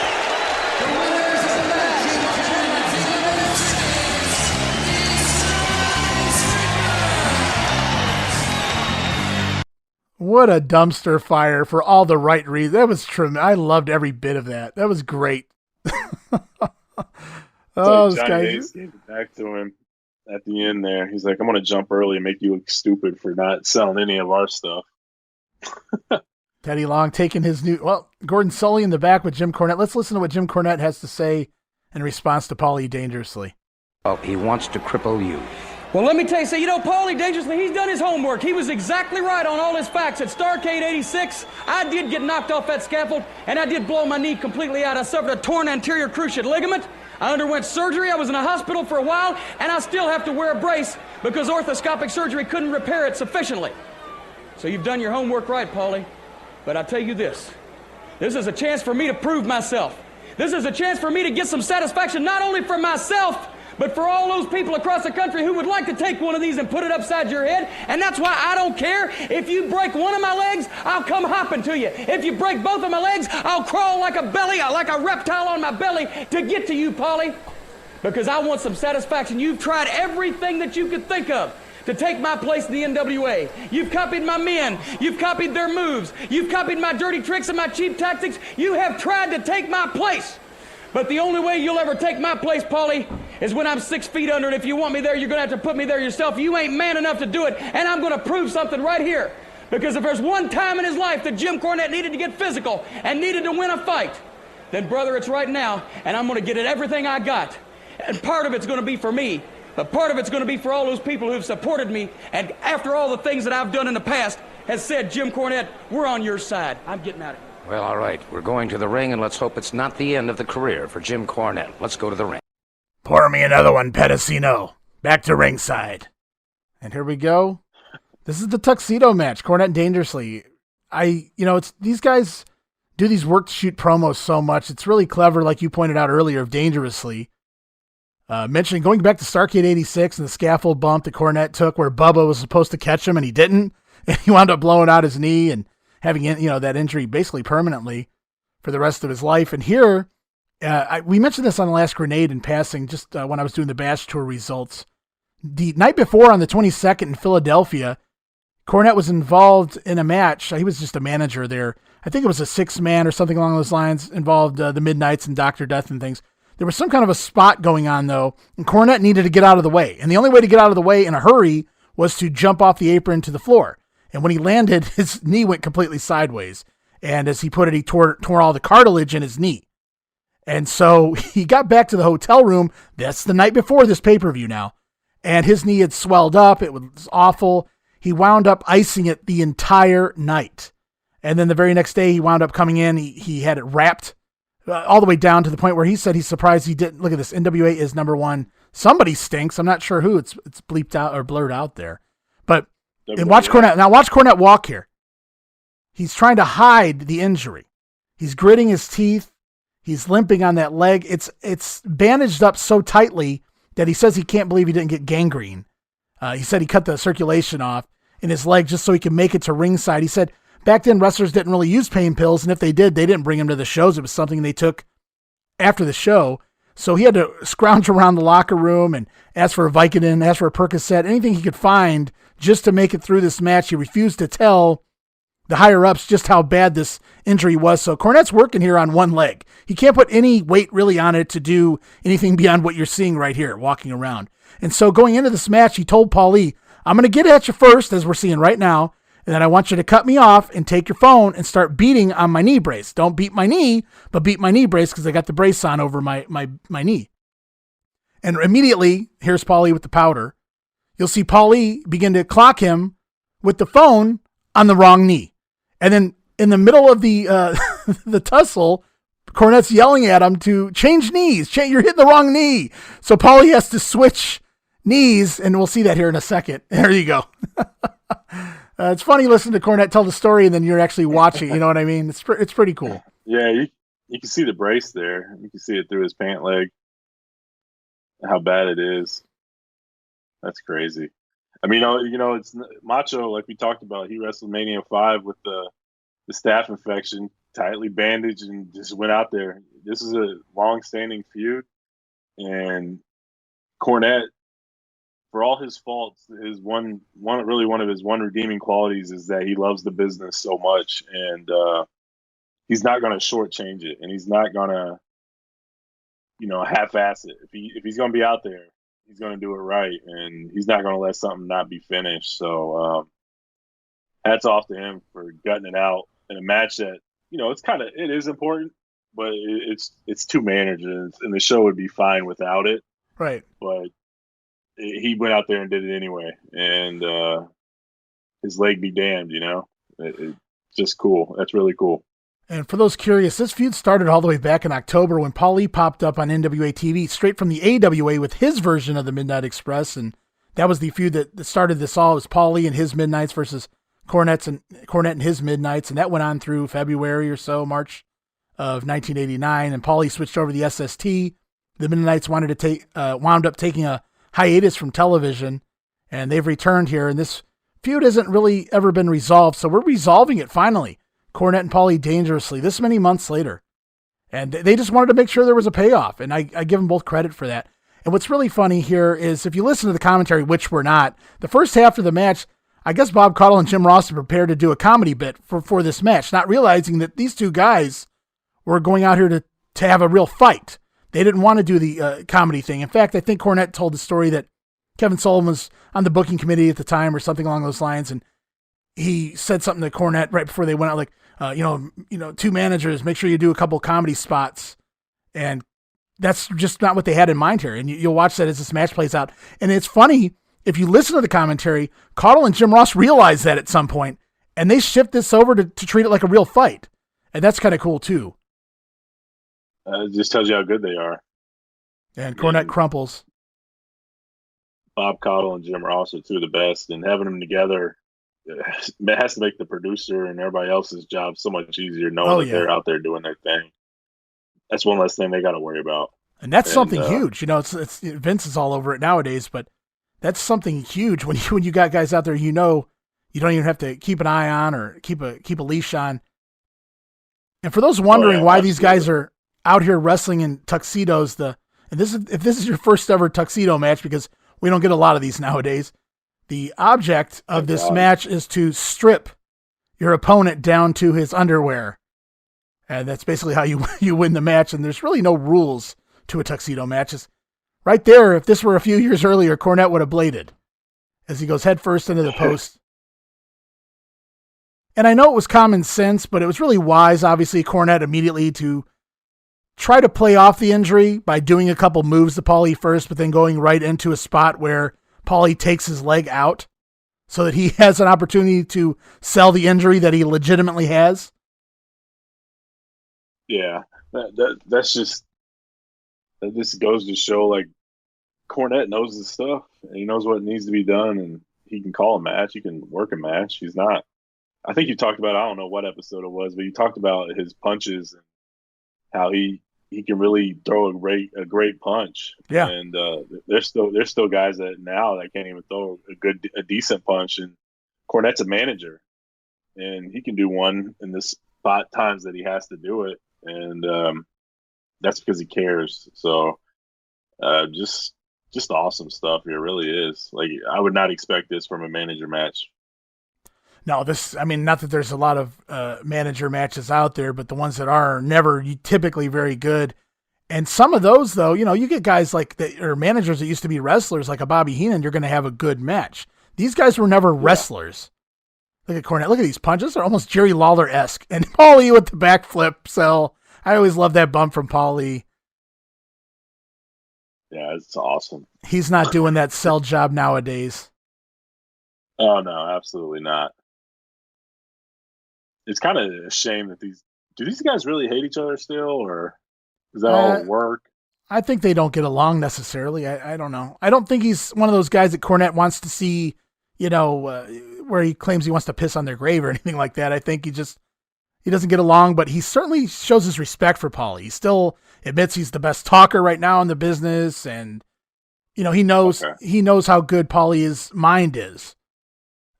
Now, in regards to as a human being, I don't think they get along. That was a bad bump by both guys. Yeah. What Paulie going Cornette to do there with we might be going into the finish here. Both guys Paulie's lost his shirt and his suit jacket. He's down to just his pants. Really, he took his own cummerbund and tie off. Not really wise there. Paulie going for the powder again. Kicks it in his face. Paulie great spot. Paulie goes down. Yeah, and here we go. I see the blue underoos. Hey, I got that color underwear. Paulie goes running off. I love the comedy spot. Watch when he jumps in the air. This is great. Woo hoo! Paulie dangerously loose. Could you imagine Paulie dangerously running away in his underwear today? Oh my God, I wouldn't want to see that for anything. Well, I wonder if that spot is almost a knock on WrestleMania 5 with Brother Love hightailing it out in his underwear. Let's show you how it's really done. Cornette looks gassed and relieved that this is done. And Jason Hervey handing him the cell phone and the other's tennis racket, which Paulie's been sporting the last few weeks. Spits on both of them, throws them down. Jim Cornette the winner, and he's holding his tennis racket high in the air. Fun match, and I think we're basically out of the way of the this is the slow part of the pay-per-view, you know, the gimmick matches, the Battle Royal, the manager's tuxedo match, a couple of matches to get some of the new talent over, Flying Brian Skyscrapers. We're starting to move into the bigger matches on the card, so to speak, which makes sense. The money matches. Yeah, we start progressing we progress into the bigger matches on the card. Up next is the Steiner brothers taking on Sullivan and Rotunda in that Tornado tag match. But up first, we have a Gary Hart promo, I do believe. And if you didn't see it the first time, we're going to see it again. Paulie dangerously in his underwear running away. How's that for your comedy here on the Great American Bash? And we'll go back to Gordon Soley. With us, the great Muta is not with us now. Gary Hart says he doesn't want his concentration broken because, of course, the television championship is coming up. World TV title is probably only second to the World Heavyweight Championship, which Terry Funk owns at this time. But I'll guarantee you one thing, Sting. As good as you are, and as much as you love that title, remember, the Great Muta is undefeated, and the Great Muta is the best that the Orient has to offer. And today, right here in Baltimore, throughout the world will know that Japan, when it comes to the best athletes, they do possess the best, Scott. Is he in top shape? Muta is ready, willing, and able. At the present time, he's in meditation. He is calling the powers of the mystic Orient into his own being. Thank you so very much, Gary Hart. Tag team action upcoming in the ring, so let's go back to the squared circle. Gordon Soley has done a great job as announcer here. And I don't never shit on anyone. Like, I love Sean Mooney. I grew up on Sean Mooney. But he was more of a prop. You know, he just stood there, he asked his typical question and let the guys, you know, bust out his promo. And Gordon Soley's acting, I don't know, it's just more realistic. Like, it's very sports-oriented questions. It's great to have Gordon Soley back in a role like this, because so far I think all we've seen him on are the WNN segments on Power Hour. And now here he is on the pay-per-view. Yeah. Yeah, he's doing awesome. It just gives that big fight feel to all the matches, really, with him asking those sort of questions. Like, what's he doing now? Is he in the top shape and things like that? It's just ways to enhance it. Kind of like what you talked about last week, where a guy cut a promo and said, we're just hours away. Saying things like that just makes us feel like it's it's a game, it's a sport, a real sport. We're just hours away from tip-off, or we're hours away from our match, things like that. Or he's meditating. He's getting in his right frame of mind, kind of like what a player would do. My goodness. Oh, yeah. Oh, yeah. It's that time of the show for the Steiner brothers, and they're led to the ring by their pit bull and Missy Hyatt.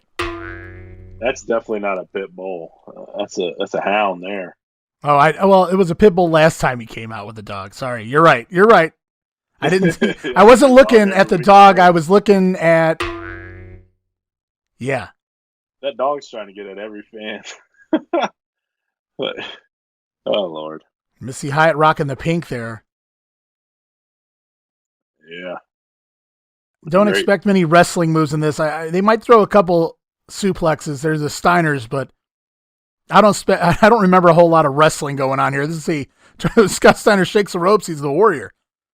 Yeah, Rick Steiner and Kevin Sullivan. Here we go. Oh, no sell the chair shot like we saw on TV. Great stuff. He just starts blasting them. This is great. Jason Hervey jumping the guardrail, getting the hell out of the way. Oh, Lord. Poor Michael Capetta, man. I think he's up on the rail getting jacked up, too. Oh, man, that could not have felt very good. Rick Steiner gets crotched on the railing. Rotunda and Scott Steiner in the ring. So we got action both ways. They chose a terrible spot for that commentator's table. My goodness. This feud's been going on plenty long enough at this point. Look at that. Oh, my God, right into the table. Really cool stuff. They haven't bothered to clean the powder out of the ring yet from the last match. And Steiner just throws the whole table at Sullivan. Oh, it's good stuff. I know there's a great Steiner and Sullivan spot coming up here before the finish. I can't wait for that. Look for a sunset flip spot, Steve. It's you can't miss it. It's really good stuff. It's kind of cool. I know on the Grenade, they've talked about that Boston Garden street fight, and they're kind of giving us an example of what you'll see on the Bash Tour at other street fights. But yeah, this is probably a condensed version here. Probably could do a little more on the house show that you can get away with here on the pay-per-view. Oh, yeah. I love that Rick and Sullivan are doing all the brawling, the tables, and Scott just took a bump to the floor. The tables and the steps and things, and Scott and Rotunda are in the ring doing wrestling moves, and there's the write-off. Oh, nice. I like this singlet here by Erwin here. Yeah, rocking the Syracuse colors tonight. That's really cool. It does look good. I'm predicting a power Trying to slam. remind everybody. Oh, I was wrong. Trying to remind everybody. It's kind of close to Baltimore there. I started to say that, well, I think we're getting a belly-to-belly. Oh, that was dangerous. Looked like Scott. Taking him to the corner. This Varsity Club-esque feud has been going on quite a long time now. Rick's been babyface since 1988. Rotunda and Sullivan are still together. Nice power slam, but they're no longer the Varsity Club. The both Steiners go for a pin there. At least we got it all back in the ring now, so we can kind of see what everybody's doing at the same time. Yeah, I will say, man, it's kind of unfortunate we don't see these very often anymore. Oh, he just got dumped. I know a lot of the gimmick matches, like table matches and things like that, where it's kind of just all four wrestling at the same time. What a kick. But these tornado tags are really cool. Yeah, they're real fun. And I love that, obviously Sullivan's involved. So immediately we incorporate the hardware on the outside into the match. And really cool for 1989, certainly. Yeah, you just didn't get a lot of them back then. I think it's a really fun way to have a tag match. And it's a great way to end this. It's a great way to put a stamp on this feud and call it a day. And now both heels go for a cover. No shenanigans, just get it done. Yeah, and everybody move on. Hopefully. Here we go. Watch this spot here with Sullivan and Steiner. Oh, yeah. I've never seen that done again. Rick Steiner, every time he wrestles, it's something new. How do you come up with this many spots? And they're not just comedy spots. They're awesome comedy spots. Oh. He tries to sunset flip Sullivan. Sullivan won't go down, so he starts headbutting him right in the nuts. It's just great stuff there. Only Rick. I think that's it, man. It's just Rick Steiner. Nobody could have made this gimmick work for as long as he did, just constantly coming up with something. I'm sure he had help. I'm sure Sullivan, he was a great mind. I'm sure he gave, look at that. Scott Steiner just backdropped himself. I don't know that Sullivan and Rotunda touched him. He shot up about 10 feet in the air all on its own. And also think too, Scott, oh, man. Scott came in, it's like a cot or something. Like a stretcher. Thing. Yeah, stretcher. Yeah. Just bounced it right off his head. The MASH unit stretcher looking thing. Oh, I think Scott coming in really, really enhanced him a little bit too. I think he was feeling that lull, and then Scott came in and boom on top of him. 1, 2, 3. That's it. That's it. It's over. 4 minutes, 46 seconds, just like that. I'm surprised Scott Sullivan signed up for that spot. Yeah, to actually have to take a bump. Yeah. Yeah. Well, he had to do the job. He ended up on his back somewhere or another. And there's another lovely look at Missy Hyatt. Tails broke. Oh, man. As the Steiner brothers get the win here. And Gordon Soley backstage with hot stuff. Eddie Gilbert and Sting. Sting getting ready to take on the great Muta. That's why I'm keeping it toned down a little bit right now. Normally, I like to go nuts even when I talk to you. First time for me and you, Gordon Soley, Eddie, and the camera, everybody here. I just can't stand still. It's hard for me to stand still, but I know that I got to keep everything inside of me because I do have a lot of respect for Muta. He's got a great style, similar to mine, and I have a lot of respect. And I'm just going to keep it together and stay serious and head to the ring right now because it's coming up. Eddie, I got to go. I'm serious. I got to get this thing going! Gordon, I kind of know what he's feeling right now. I've been with him for 3 hours now. We've been sitting and talking about this. This is just not a last-minute thing. Sting is up for probably the biggest match of his career, the most important. I've seen him since the beginning. The only thing I've asked of him is tonight, let's see the best Sting has, because I, like him, have a lot of respect for the great Muta. But the guy I don't have respect for is Gary Hart, and I'm going to keep him out of the picture. Let's see who the better man is. Fair enough. Well, that match is upcoming, so as the glory days continue in the Great American Bash, let's go back to the squared circle for this World Championship event.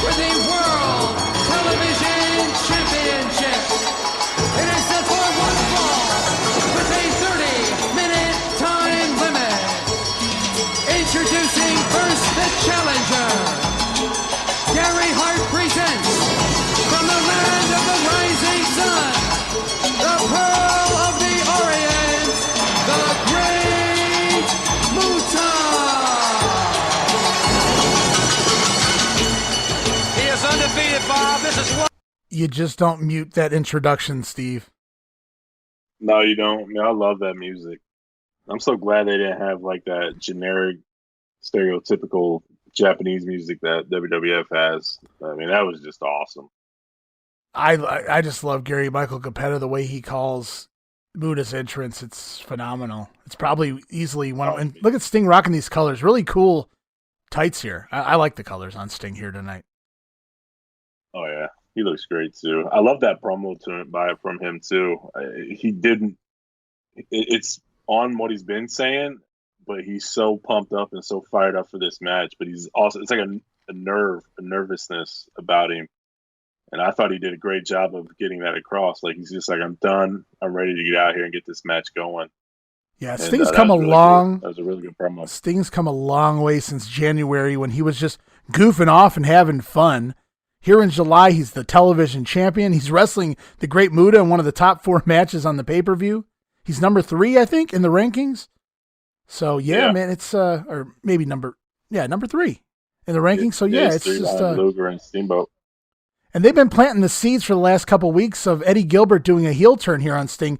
Gilbert has not been accompanying Sting to ringside up until just this last week or so.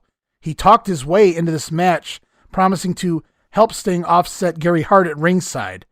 And you have to imagine that the original plan here was for an Eddie Gilbert heel turn on Sting, but at some point, the week of this pay-per-view, things changed, plans changed, and Eddie Gilbert winds up playing a non-factor here. I don't even remember him really getting involved in the match. He's almost invisible at ringside, and Sting obviously would wind up going into a completely different feud. And watch this spot here. Amazing. My God. He cleared that and got the crossbody looking perfect, man. Just amazing. Just incredible how good he was until he got that injury, man. That injury, it didn't derail him, obviously, but it took away a lot of what made him so damn entertaining. I'd almost liken it to Stone Cold Steve Austin. What a tremendous wrestler he was before he got the injury, and then he had to rely on, gimmicks and things like that. Not that Sting ever was that injured to where he couldn't work, but he certainly didn't have the leap ability. Oh, Muta with the handspring. When was the last time we saw that handspring elbow? Muta waited, saved it for the pay-per-view to bust it back out. Here comes the backbreaker, Steve. You know what that means. This is over. And he slits his throat just like he did on TV. It's moonsault time. It's over. Sting's done. 1, 2, he got him. No, he didn't. He landed on his feet. Look at that nose sell of the spin kick. I thought that would have been an awesome finish, to be honest with you. I would have bought it too. Just caught him out of nowhere with the moonsault. Yeah. Obviously, if he had hit it, that would have been a nice plancha to the floor by Muta. Oh, that's great. Yeah, and to go to the Sting injury, like, he maybe not getting up 6 inches on the drop kick. It's maybe 4.5, 5. So that's kind of like what you're seeing. But man, like, that explosiveness was just very few guys had, and that's what got robbed from him. That uniqueness that only him and maybe a couple other guys had at the time, and it's unfortunate. Muta busting, obviously had a great career. Muta busting out pretty much every move he hasn't been using on TV for the last month or two, reminding everyone that what he's capable of. We've been waiting for it, and he pays off. It pays off right at the beginning of the match. Sting, it looked like Muta might have been trying to go for something there. Sting with a clothesline instead. That's by design. That's next level thinking. I don't know who idea that was, but that was great. I love the idea that he stopped doing things. Whoa, Sting pulls a Ranger Ross there. Ranger Ross. He's been talking to Ranger Ross in the back. Leaps. I think Muta was too far away. Sting looked like he was going for the old Undertaker dive there, but Muta was just too far away in the aisle. Sting has to call an audible, land on his feet so he doesn't land on his skull. He covered pretty well, though. He went right into the offense on Muta, though.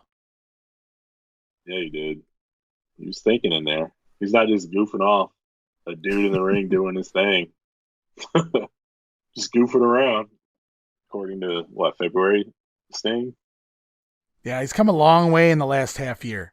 I can't believe we're that far into 1989 to be able to say half year. I know, man. Wow. I can't either. Great Muta. Gilbert's not even anywhere. I don't even see him. That's what I said. He's almost it's like they told him, no, we're not doing the heel turn anymore. And he, like a pouty baby, he just said, well, that's fine. I'll just stay out of the camera then. So nobody even thinks about me.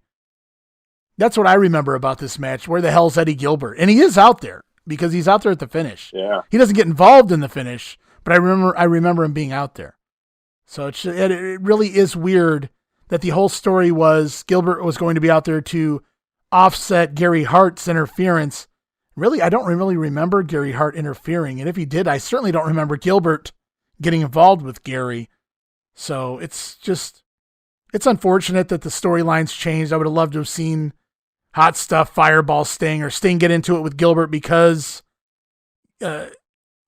Sting getting upset, Gilbert's going to cost them the match or something, get him disqualified. Yeah, that'd awesome. That'd been a great feud. That would have been a great feud between those two. The storylines, would make sense at this point. Gilbert's been misted. His girlfriend or wife, Missy Hyatt's been misted. He obviously wants revenge. He's already tried to fireball Muta once. There's a shot of Gilbert at ringside there. It just felt like, well, you kind of know why, because you see where Sting ends up after this pay-per-view. He's pushed much further up the card than in a Hot Stuff Eddie Gilbert feud. Eddie Gilbert basically just kind of slowly works his way down the card after this, unfortunately. And I think a lot of that was by design, simply because he got a higher role in the booking committee. He was needed in the booking committee a lot more, and they didn't really want him to be high up on the card, which is kind of hypocritical considering Ric Flair takes over the booking committee, and yet he's in the main event. Yeah, that makes a lot of sense. But I guess Eddie Gilbert's no Ric Flair. And heck, he's gone soon after this. What, September, I think is what you said? Gilbert? I know it's the fall. It's September, October, something around there. I know Gilbert gets the boot from Ric Flair. Something about Gilbert was in control of one of the house shows because he was the booker that was actually there at the show, and he changed his match to where he won. He was supposed to lose to somebody underneath. I don't mean a curtain jerker, but just somebody underneath. And they were in Memphis. And Eddie didn't want to lose in Memphis. And so he simply changed the finish to where he won. And Flair really didn't understand the whole Memphis thing, or that Eddie Gilbert was supposed to be big in Memphis. He just took it as Eddie going against what Ric Flair wanted. And Flair just had enough by that point, so obviously there had been some other issues, and he just fired him, just like that. That stinks. Yeah, because Eddie was quite the mind, at the very least. If you weren't going to use him on TV, he would have made a great manager, and certainly a great booker. Oh, yeah. Absolutely. It's just a matter of egos clashing. I think that's the other thing, too. Eddie's been, I'm sure by this point, he's a booker few places by now, hasn't he? I think he had his hand in some things in the Mid-South. I know he did some booking in Alabama shortly before this run, or maybe after. No, here's another handspring. He misses this time. Oh, nice. Sting. I just firing up. Hot. Yeah, man. Bulldog. Very few people can do it like he does. What a sell job by Muta. I love the way he was like breathing heavy while he's doing that rest hold.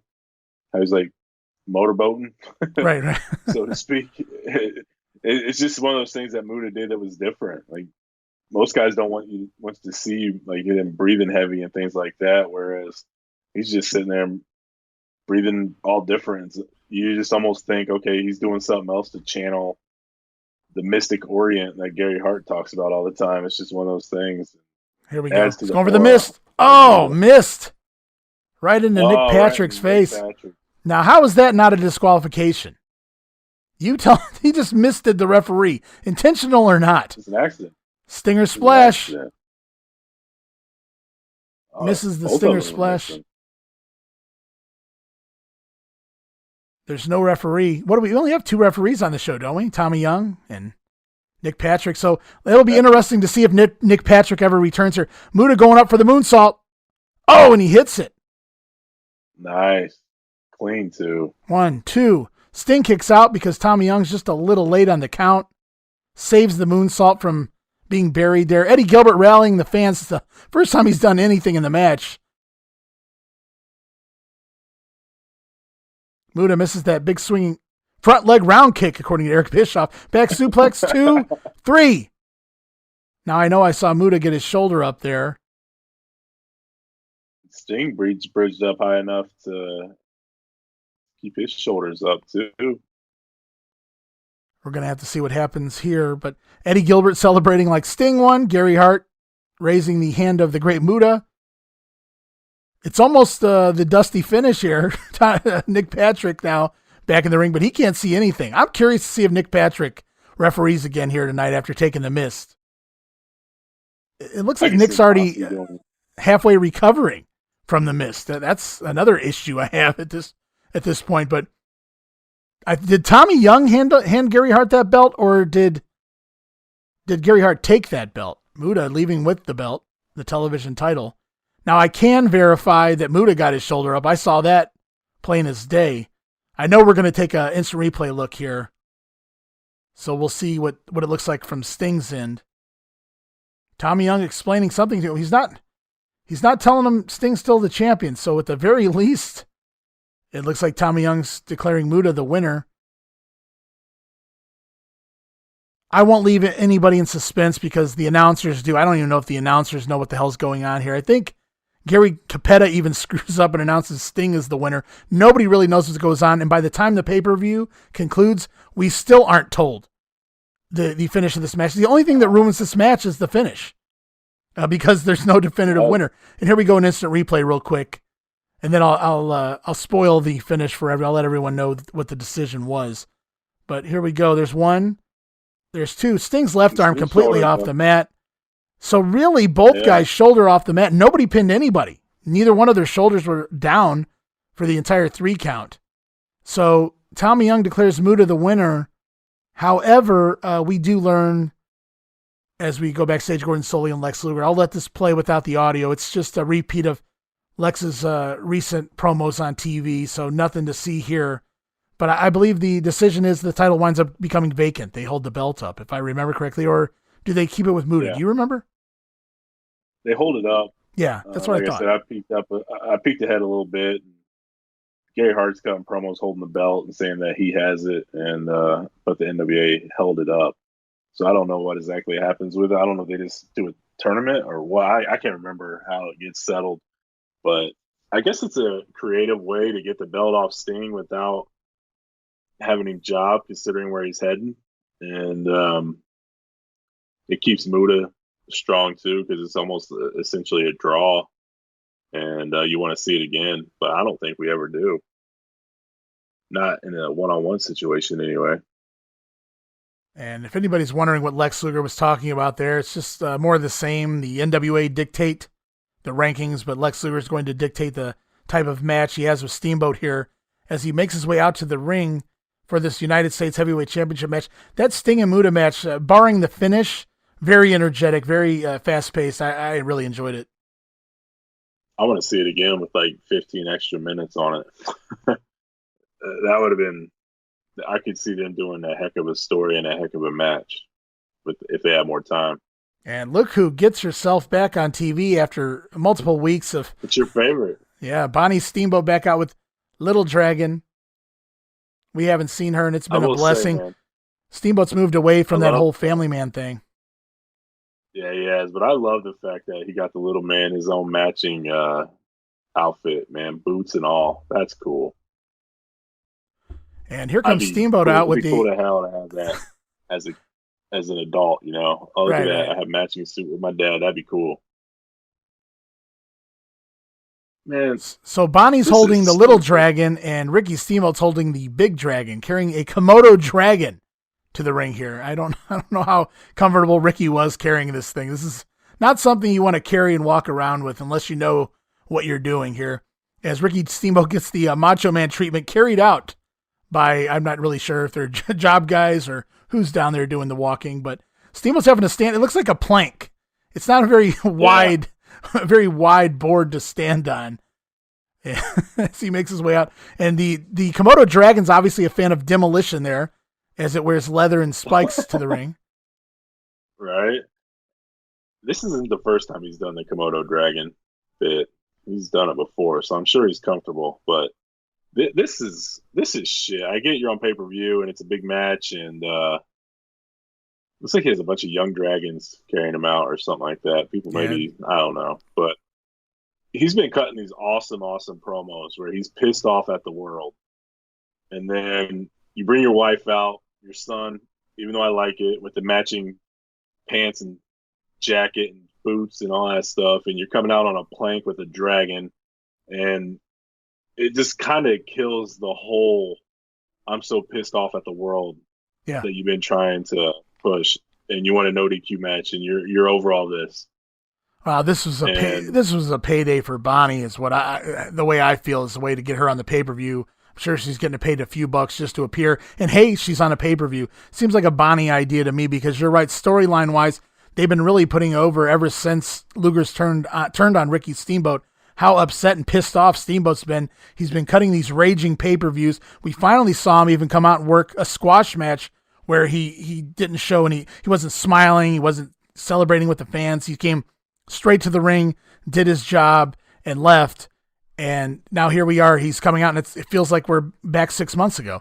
And the only thing that sucks about this entrance here from Luger is the wheel that he's spinning on stuck. Look at him try to move it. Nonchalantly. So he realizes it's broken. Sid does the same entrance. I think it's in 1990. It might have been 91. And it just looks absolutely amazing when Sid does it at one of the clashes. So it's unfortunate it doesn't work out there for Luger on that spinning turntable. Almost looks like a Greek god or a statue. And it just gets stuck halfway through. The funny thing about this is we've been going on weeks now. Steamboat's been begging for a no disqualification match here. And for weeks now, Luger's been telling him absolutely not.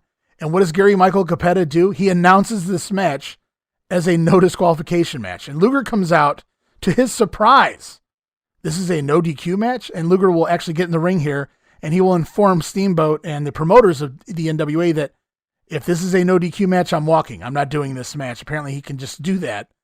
And so they wind up speaking with Ricky Steamboat. We'll actually see the promoter Gary Juster out here. And what a sight he is here, 1980s nerd all day long. And he'll wind up telling Steamboat, look, man, we've got to do this one-on-one note. The no DQ thing, it's got to be waived. We gotta have ourselves a regular match here, or Luger's walking. There won't be a title match. Yeah, I think this is just a way to put some heat on Luger. Well, I do know the plan was to take this match and work into no DQ matches on the house shows and possibly a later pay-per-view. There's Gary Juster right there with Luger. Luger's telling him, I'm walking if this is no DQ. There's Doug Dillinger standing there. He's been there forever.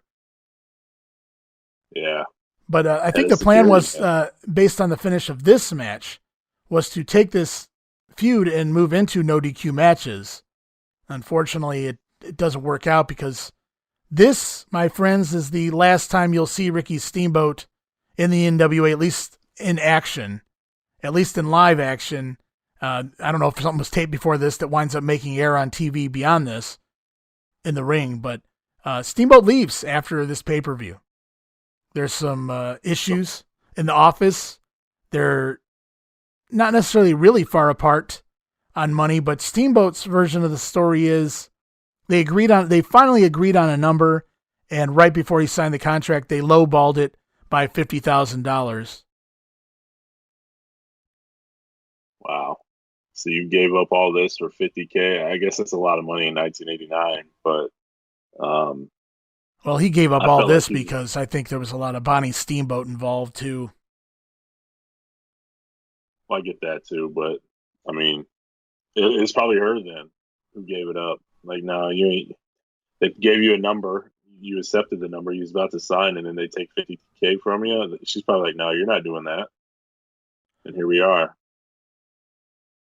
I was really shocked to hear. I recently listened to that Jim Herd interview that he did with Conrad Thompson, and I was really surprised to hear that Lex Luger's wife at the time was very much like a Bonnie Steamboat, in which I don't want to say she controlled Lex Luger, but she certainly had a big voice in making decisions for whatever was going to happen with Lex Luger here, financially and otherwise. So that was very interesting to hear. I hadn't heard that before.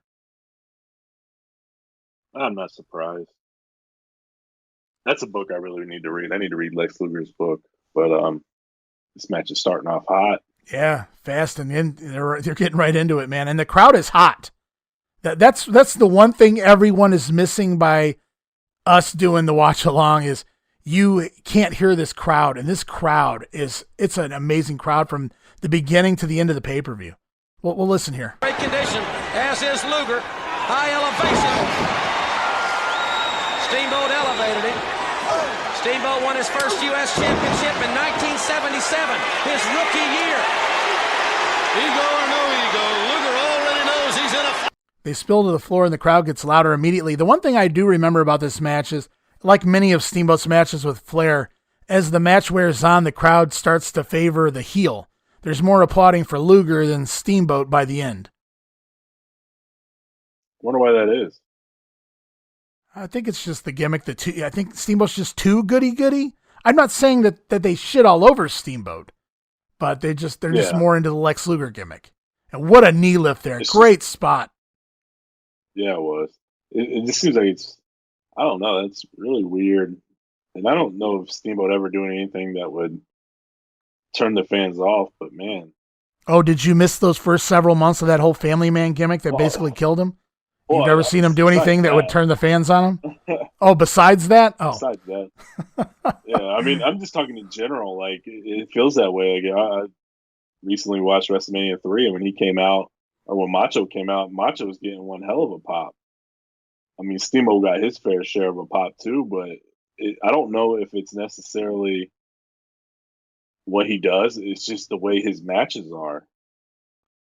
Like, he forces his opponents to go long, and you have a 25, 30-minute match, and, you just buy into what both people are doing, and you just appreciate what you're seeing. So it's like, they become split. Like, okay, yeah, Steamboat's great, but look at the names you're mentioning, though. You're talking about the Macho Man and Ric Flair. These guys have major personas themselves. They're going to be over with the fans, and even Luger to a lesser degree, and certainly Lex Luger here in this this heel character here in '89. Just tremendous promos and mannerisms and things. So I can see why it was cool to like these. Steamboat just got lumped in, against every cool heel there was. Morocco, Jake the Snake Roberts, Randy Savage. Then he moves over here, gets thrown in here against Ric Flair. So I think that's one of the issues poor Ricky Steamboat wound up dealing with.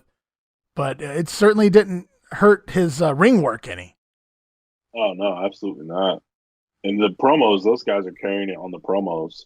I think outside of the Macho Man feud where he had to do the fake voice and the larynx thing where he could barely talk, I thought he was solid at that. And he did his part there. But for the most part, the heels are carrying the promos, and promos is what makes people like you. To me anyway. I mean, they can have a great match, but if they don't know how to talk, they're going to get boring rather quickly. I need some substance behind it, and Steamboat clearly doesn't have that. But I thought it worked with the Flair feud. I thought by the time they got to the ring, you forgot all about the shitty promos. It was just the matches were just that good. And Luger here in '89, this might be the best body of work in the history of Lex Luger. If you're going by year here in 1989, he had great stuff with Barry Windham. He's really coming off some good matches with Flair in '88, and now he gets pegged to work with Steamboat, which unfortunately it comes to an abrupt halt here after the Bash pay-per-view. But, watch this. Here we go. I remember right after this roll-up. Let's take a listen. Big clothesline. Second clothesline. Steamboat getting up to fight. Third clothesline. Steamboat refuses to stay down. The Dragon is breathing fire. Look at that sell job and listen to the crowd, man. Luger explodes with those clotheslines. Steamboat on an amazing sell job. There's like two women that are about 5 rows back on the hard cam. They're right there. She's flipping him off. They're giving him the double bird. There's a woman right next to her doing the exact same thing every time Lex Luger looks over in that direction. Yeah. I don't know, man. I'm completely focused on the ring right now. I haven't seen him, but I totally believe it. They're not fans she's of in Lex the Luger, red man. top, and then there's a white top, a lady in the white top right next to him. Man, Oh man, Tommy like Young, you just cost Steamboat some offense there. Tommy Young grabs hold of Steamboat's arm. He's laying into Luger in the corner. So Luger takes a cheap shot and Tommy Young runs away. That is excellent. You know, I'm Nice just pop. like he's getting some heat, man. That's Oh, what yeah. I'm saying. Oh, I'm crowd sure is there's plenty of people out there that aren't fans of the current Lex Luger. Just because most of the stuff he's saying, he really believes. So. Oh yeah, he loved it. He was enjoying himself. And how could you not, man? You turn heel and then like, oh hey, you're going against Ricky Steamboat. Well, like sign me up. I would. That's what you would want if you was going to make a turn. You wouldn't want to go with some lower level guy or some guy that's not very good in the ring. Give me Ricky Steamboat, and you're really gonna push that heel gimmick over. Yeah, Steamboat not only guaranteed a great match, but on top of that, probably the best babyface seller in the world. Yep, and you're also going to look like $1 million on the mic because he's not going to sound very good. But this time he actually by carried default. his weight. Yeah, Luger's actually funny looking neck breaker there. He actually done a pretty solid job too. But yeah, that was ugly. You don't say that very often on a Steamboat match. We've still got 2 big matches coming up after this. And Luger, well, he oversold that. Luger goes for the clothesline. Steamboat drops down, and Luger launches himself. I'll give him that much. At least he tried to make it look good. He made it look too good.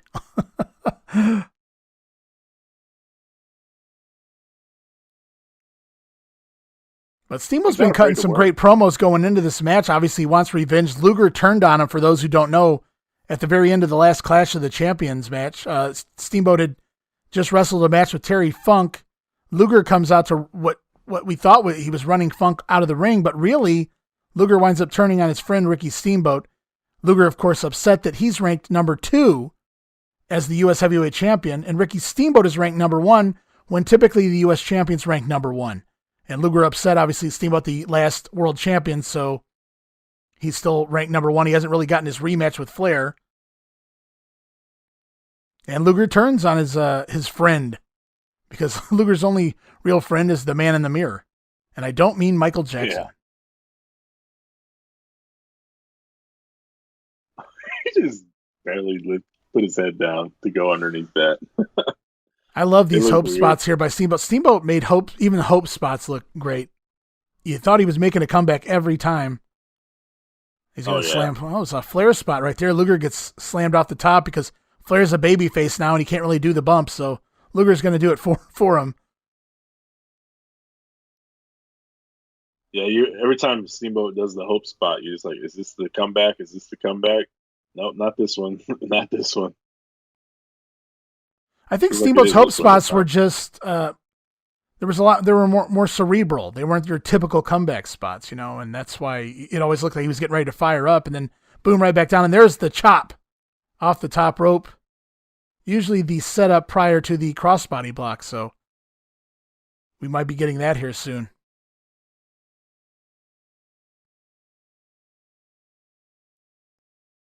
Lex against the ropes. Something bad's about to happen. Backdrops. Oh, man. That was not a safe bump. Steamboat could have dislocated a shoulder or something there. Lex backdrops Ricky Steamboat from one ring into the next. That didn't look good. It didn't look like it was going to be very good. But Steamboat saved it. And now Luger just wringing his hands like that. That's awesome. It's like, now it's time to get nasty. Well, it's not a no DQ match. So if Lex is going out here for a chair, or there he's grabbing Capetta's chair, he's trying to intentionally get disqualified at this point, so he doesn't lose the belt. Genius by the champion. That's why I didn't want no DQ. And this is what he did to Steamboat when he turned on him. He clotheslined his face off and then hit him from behind with a chair. Steamboat, catapult spot coming up here with the chair. Oh, nice. Lex holds the chair the entire time. Great bump by Luger there. He holds the chair the entire spot. Awesome. I'm surprised you don't do see it. that spot very often. Oh, he shoves Tommy Young. Oh, you Gotta be kidding me. Across the chest with a chair shot. Tommy Young, well, that's gotta be a disqualification. Now he whips Tommy Young to the floor. Now we have no referees left in the NWA here. We're going to see Bill Irwin out here as a referee now. Oh, Lord. Steamboat holding the chair. He's going to kill Luger if he hits him with this. Oh, Luger takes it to the back. And it's Steamboat throwing the chair shot, so he's doing it a little lightly. Slow as hell. Oh, yeah. He's making sure nobody gets hurt here. Couple chair shots to the ribs, too, and they're out to the floor. I got to ask, man, is Capetta getting paid hazard pay? Because, my God, every match he's had to get up out of his seat, watch out, something's coming flying at him. I love that Luger was bouncing from rail to rail there, just so Steamboat could keep hitting the rail as Luger moved. And as he chases Luger off, Dave Meltzer, apparently the Melts attended this pay-per-view live, and he says what we miss here in the replay is Luger's, and I think this sounds pretty cool, that's why I'm even mentioning this. Luger sneaks out like a sneaky heel. He sneaks back out behind Steamboat there on the top of the ramp. But Steamboat catches him, and he whacks Luger a couple more times with the chair to send the fans home happy. I thought that sounded funny. I wish we had gotten that instead of the replay. Oh, that would have been awesome. It would have been cool to see Luger do this spot. I'm surprised people don't do this very often anymore. It's really cool. I'm not a big fan of it. I mean, I think maybe Sean or maybe Hennig would have pulled it off a little faster. Luger, to his credit, did it as well as really you can do it, but I just don't know that I can suspend my disbelief enough to believe that you're going to hold the chair in your hands as you get taken down, as you catapult, as you land in the corner. I mean, I guess I can. And here in 1989, and as a kid, I know I could. And I guess I'm really shocked that Luger made it look as good as he did. Yeah. I think that spot kind of turned into the bouncing off the ropes and back into your face deal. I think that's a little bit more believable than doing the catapult slingshot into the catapult right into the chair. Really solid match. So Luger wins on a disqualification. So it really worked out in Luger's favor there, just like a heel. And so this was honestly to lead into no disqualification matches on the house shows, and obviously probably at some point we would see a payoff on maybe Halloween Havoc, maybe the next Clash. But instead, no, none of that happens because this is Steamboat's last night in the company. So that's really unfortunate because that was really, really fun, and I would have loved to have seen a rematch between the two. Yeah, me too. Just stinks, man. Some of the stuff we're missing out on because, things change and people leave. Man, look how great the birds look. I'll give them credit here. They look awesome with the Oakleys and the garb here. This promo goes on seemingly forever, and the only fun thing, if you leave it on mute, and you don't have to listen to Jimmy Garvin and Michael Hayes do all the talking, if you just watch Samu and Fatu have to kill like 3 minutes of promo time doing this nonsense, now that's fun. The stuff they have to come up with here for like 3 minutes, like nonstop Samoan goodness throughout this promo. So if you just tune out Michael Hayes, well, handsome Doc, and listen to the Samoans, or watch the Samoans, I'm sorry. It's a pretty good promo just based on Samu and Fatu and their goofiness. But it's time for War Games, Steve. 5-on-5. The storylines have been going on for weeks now. The Midnights have had their issues with the Freebirds. They went to the finals of the World Tag Team Title Tournament. The Freebirds stole the belts from the Midnights in the finals. Terry Gordy has his issues with Dr. Death 1-on-1. And then the Samoans and the Road Warriors, they've had plenty of issues. And all 5 of these guys you're looking at right now, they just took the Road Warriors out inside a steel cage on the Power Hour, and Hawk went out on a stretcher. Yeah, the build to this match has been really good. It's almost felt secondary until that Power Hour. Like, you didn't really know who was in War Games until that Power Hour cage match, and that's when it really took off and made it one of the top matches on the card, to be honest with you, just because of that one angle. Who the heck sends Hawk out on a stretcher to the hospital? You never see that. You've never seen that leading up to this. So that one angle got me ready to go, and then Animal's promo right afterwards really sold me. But Samu trying to eat Fatu. It's not quite Thanksgiving yet, boys. Look at these two. They're just having fun. I don't know how they're not breaking character at this point. I guess that's why I bought in to the Samoans as a kid. I just sold it to the end of time. And Hayes is still going. I don't know if it's like almost a rib on the SST here. You guys just keep doing your thing until I'm done talking. It's Michael Hayes. He's never done talking. And as fun as the SST are there, I can't wait for the next promo. Wait until you see Dr. Death. And there's the cage. Look at it. The cage has been lowered. It's time for War Games, man. I'm so pumped. I haven't watched this War Games in quite a long time, so it's going to be fun. Yeah, it's been a long time for me. I never understood why this match was the War Games match. Because, I just watched this pay-per-view just to watch pay-per-view, kind of just as pastime as a kid and things like that. Right, there was no context to it. You just saw 10 guys going at it. Right. Yeah, and normally you think of, no knock on any of these guys, but I don't buy like the heel team at all as being in this match on paper. With the feud and everything, great, but Steve, keep your eyes out for Doc here while you're talking. You can keep talking, just keep your eyes out for Doc. On paper, it just doesn't seem like one of those normal War Games matches that you're accustomed to, that you see like on the 85 tour, 86, and those with the Horsemen. Super Doc. One more time. Super Doc. I love it. Dr. Death is flying there because he's hunting Freebirds. You get it? I thought it was pretty funny watching Doc do that. He says he's a bird crusher and he's coming to crush the Freebirds tonight. But go on, man. I always love that spot. Wait, there's still the dude skateboard. Oh Lord, that was awesome. But without context, this match doesn't seem like a lot on paper. But with the context, I'm really, really excited for it. Let's hear what the Road Warriors have to say now that Hawk's returned from his injury. And there's one thing all three of us strive for, as being the toughest, being the meanest, being a winner, and coming on top every single time.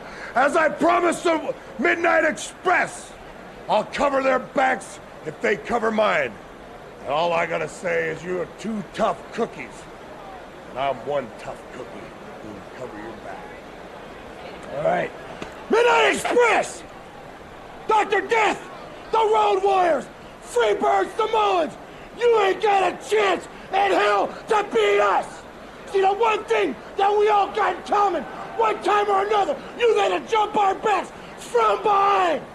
But you didn't get the job done because we're all standing right here, and today, you're all gonna pay the Warrior way. Tell them, Hawk. The difference between us and every other stinking man on this planet is this. Some wrestlers get beat up by a single individual, and they're out for months. Well, 5 of them waylaid us, took me out on a stretcher, while I wasn't even out a week.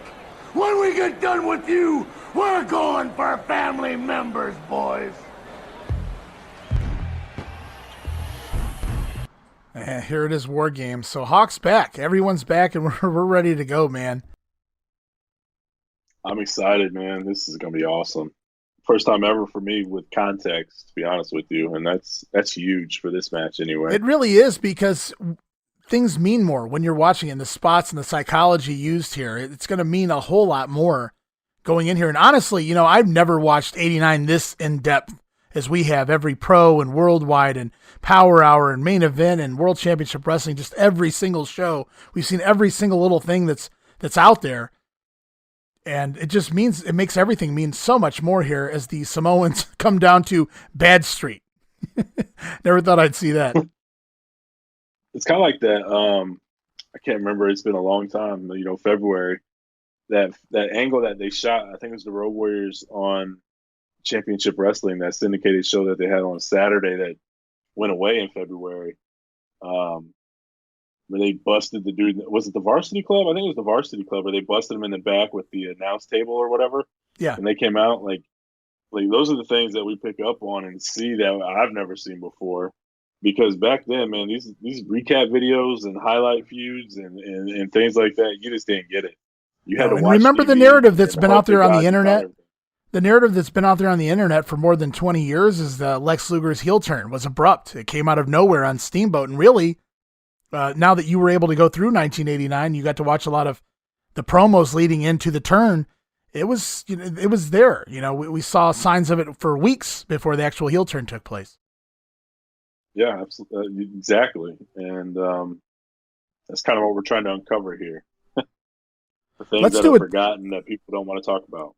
Let's do a timestamp right now before this match gets going. We're at 1 hour and 43 minutes and 32, 33, 34, 35 seconds. And here comes the babyface team to the ring. What a motley crew this is. Dr. Death hanging out with the Midnight Express.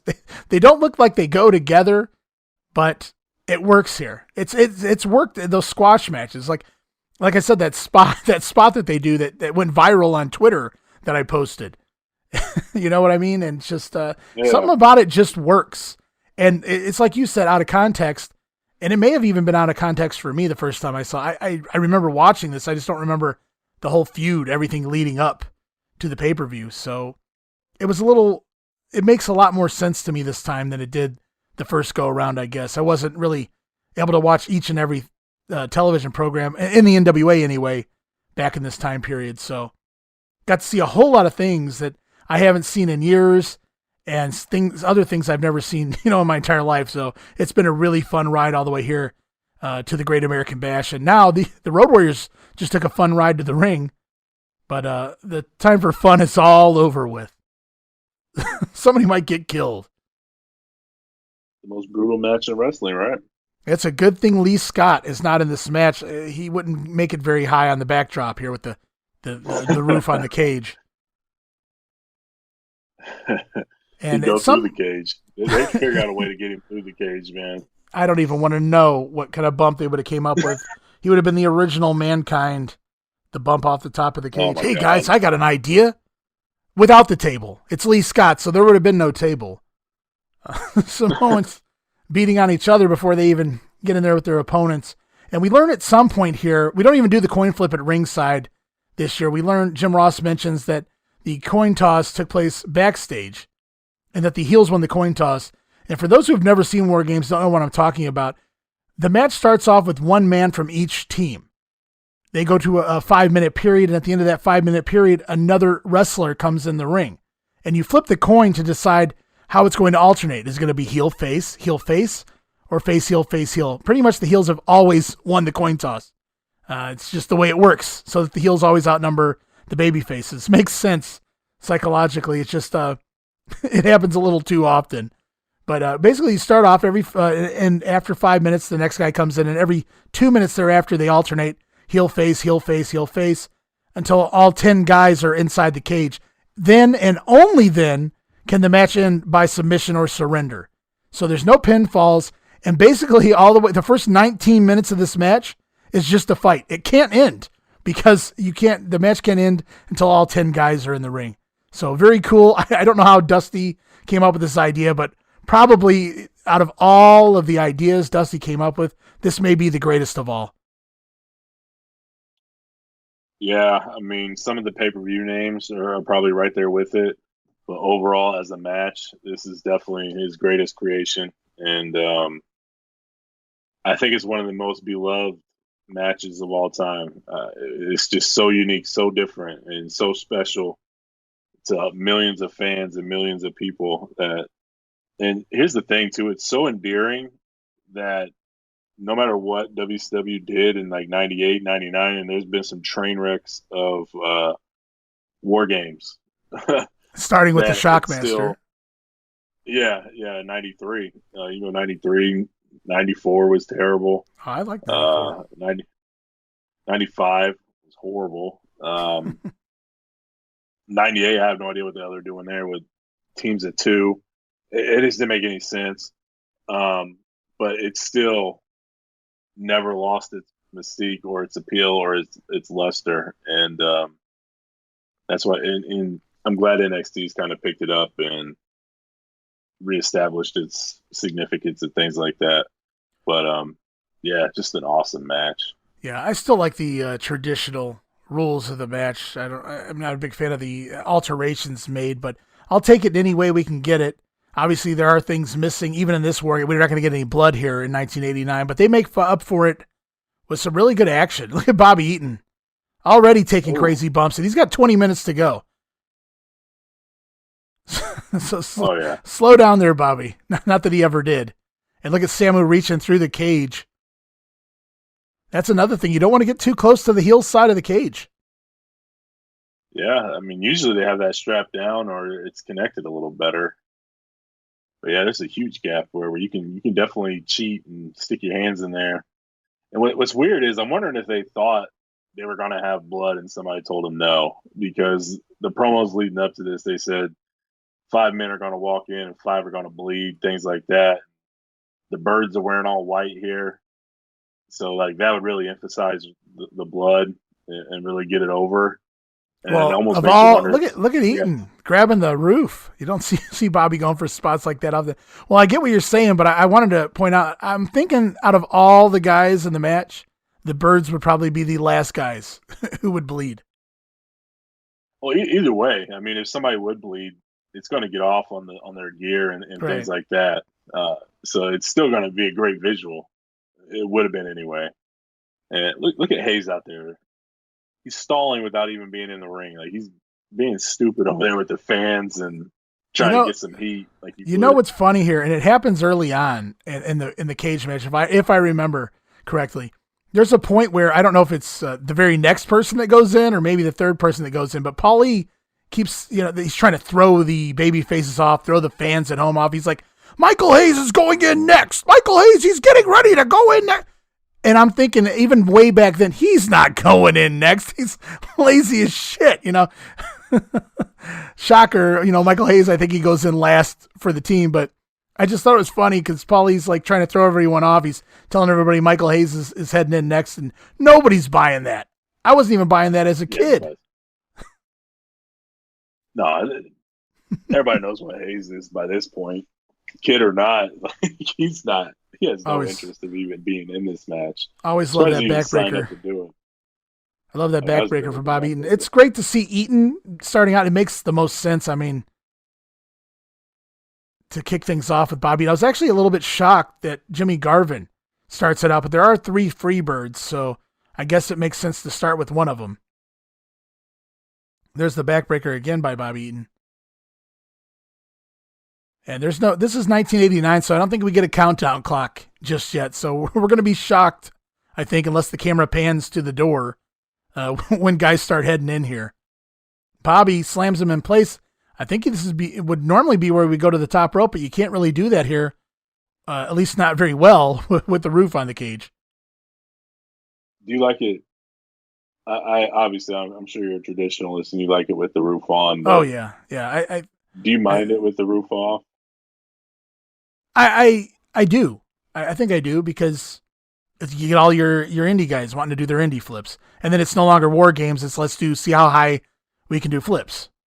I'm not a big fan of that. War games is always about war. It really was. I mean, storyline wise, everybody in there hated each other. This was their Terry Gordy and now business is gonna pick up, baby, right here. Bam Bam Gordy in there.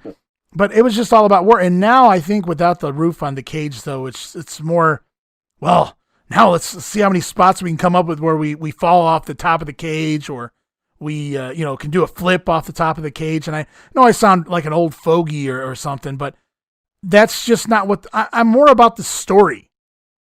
I didn't need Steve Austin or Dustin Rhodes to do a moonsault in Wrestle War 92 for me to think that was like a 5-star, one of the greatest matches I've ever witnessed in my entire life. Like, I was drained from watching that. Yeah, there's Michael Hayes doing his stalling, doing what he does best, doing some talking. Bobby Eaton trapped across both ropes. That's so cool. Yeah, I agree with you. I think that's what people forget about war games in general is that all 10 guys have a story going on. All 10 of them have a rivalry. They hate each other. It's war. It's like a culmination. The Bash tour, it was perfect with the Bash tour because you go on this countrywide tour of all these shows, and everybody gets the payoff. Pay-per-view or a major, arena show is what they did in the early years of doing this. And there's your payoff. You get that, okay, I'm tired of all these cheap finishes, this terrible crap. I'm going to make you quit in the most brutal match ever. And then the story that's being told inside the match, it's kind of coincides with all of that. And I think that's what people forget. It's not just 10 guys thrown in a ring and beating the hell out of each other. There's a story being told, and this is the culmination of it. And I think the issue is, I think the issue is now with all the young guys out here doing their thing. If they were presented war games without a roof on, there's two things that they're looking at, and that's there's 2 rings. Well, that's different. And then there's no roof, so we can do spots off the top of the cage. Doc comes in now, so now we got Doc and Gordy in early. I'm a little shocked that Doc's in this early. I'm not saying he can't go. I'm just shocked based on his size that we get Doc in there now, but it makes sense. I mean, we got Gordy in there. Doc's looking for revenge. So this is where you go back to war. The guy Dr. Death's been in a feud with is Terry Gordy. Supposedly Terry Gordy attacked him and watch this spot here. Just insane. 8 reps, if I remember correctly. 8 reps, I believe it is. 4, 5, 6, 7, 8 for a 300-pounder. Yeah, 320, I think Gordy was. I mean, I know Gordy's assisting, but it takes a lot of strength to get a guy up there to begin with. Yeah.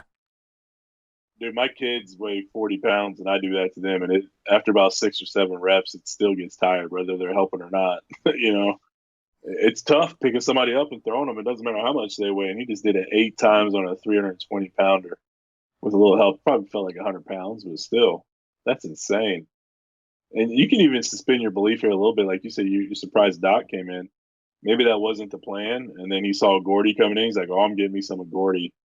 Before all hell breaks loose in here, I'm getting me some of Gordy, so I'm going in. I mean, those are the little stories that you could tell in a match like this. I feel like it's just like every other match today where it's just one spot to the next, and here we go. And some of them are really good at telling stories. Some of them aren't, but nothing beats this. No, and for anyone new to the Grenade or new to 1989 NWA and just happen to be popping on this watch along on their Thanksgiving holiday or any other time, we reference the reason why the Midnights and the other Freebirds are feuding, and the SST basically want to replace the Road Warriors as the kicked them right in the face, Samu.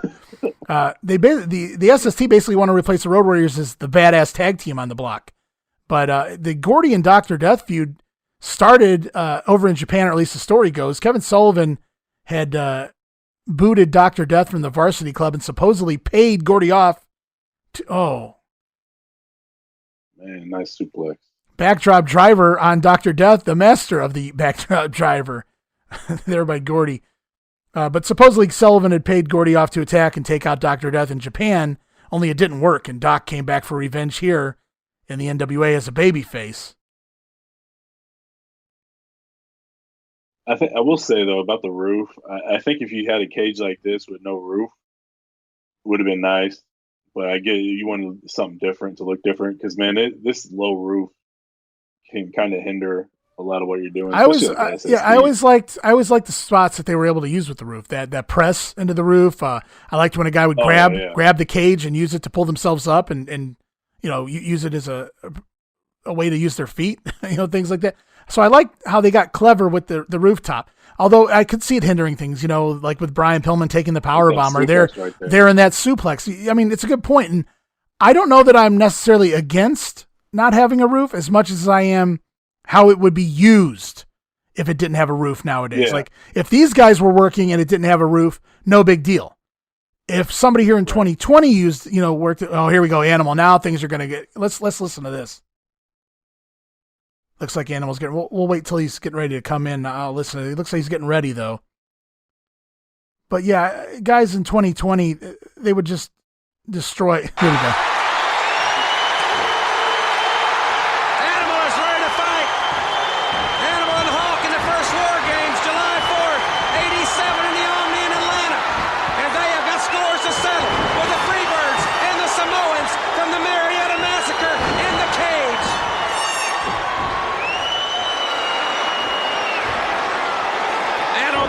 Fatu, Samu, the Samoans.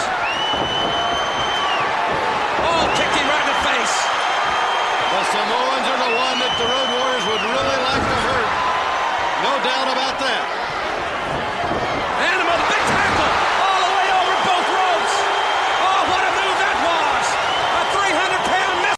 This has been a really hot crowd all night, man. Just they deserve this card. That Road Warrior pop is a thing of beauty, man. Good night. And Animal just that shoulder block. Yeah, wow. That shoulder cleared both rings, or cleared both pairs of ropes there with that shoulder block on Samu. Animal looked like he was going for the spot over and over, and Gordy kept getting in the way, so they had to readjust. And he still ended up doing it. I'm very glad that he was able to get that spot in. Looks like Fatu's going to be up next. Of course. You know what's cool though? Like you can see, we've seen Pillman earlier do that dive over the ropes, and like Pillman makes sense, but then you see Animal do it. You're like, man, Pillman did that earlier, and he's a small guy. Look at Animal; he's freaking huge and can do it. Like that just adds another level to how great Animal was, and the Road Warriors in general. And he should be able to do that. Their agility was just sick, and because of the style of matches that they had, you know, you only got to see that in short bursts, usually in actually competitive matches. And so that was a really cool spot there, though. And we're down to Fatu and Michael Hayes on the heels. Well, now we're just down to Michael Hayes, but I was just going to say, obviously Michael Hayes wasn't going in next, so it's Fatu in there. And that leaves Stan Lane and Road Warrior Hawk on the babyface side, Michael Hayes on the heel side. And once all three of those guys come in the ring, this should be another 5.5 minutes or so before all of them are in the ring. And only then can the match end, can somebody actually force someone to submit, which just is an amazing idea. Yeah, because you're basically guaranteeing the fans that you're going to get all 10 guys in. No matter how bad they're getting beat up, they can't quit. Nothing can stop it until all 10 men are in the ring. It's just because some idiots probably sitting at home. Well, okay, we have this match. Well, who's to say Hawk's not going to quit as soon as he gets in? Like, I don't want to go 30 minutes in this cage. I'm just going to quit. So, some idiots are thinking of that. Dusty thought of it all. Yeah, and you get so many pops here, not just from the spots, but just from the psychology of the heels continuously outnumbering the baby faces, and then the baby face coming in and evening the odds, and then they take over for the next 2 minutes. It's an up and down roller coaster, and the crowd really eats it up, especially here in Baltimore, man. This crowd is just tremendous. Yeah, it is. This crowd is, every time you've had audio, they're going nuts over something. And you didn't get that very often. Not consistently for every single match. Yeah, I mean, they were making noise. 5, Yeah, they've been making noise since the beginning. And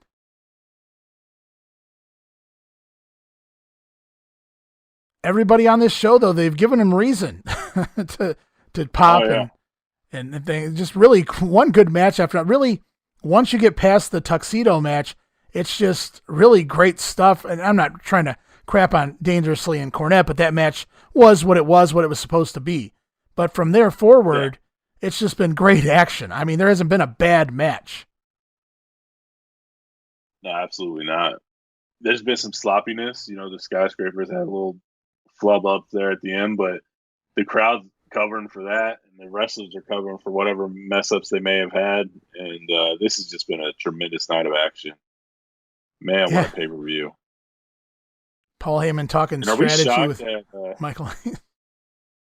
Are we shocked that Hayes and Stan Lane are like two of the last three people in the ring? Are you shocked? No. I mean, if you had told me to guess who the last two guys in the ring were, I would have guessed Michael Hayes and Stan Lane. The only reason Stan Lane is actually in here before Hawk is, again, they're telling a story. Hawk just came back from doing the stretcher job. That's the only reason Hawk's going in last. They're protecting him.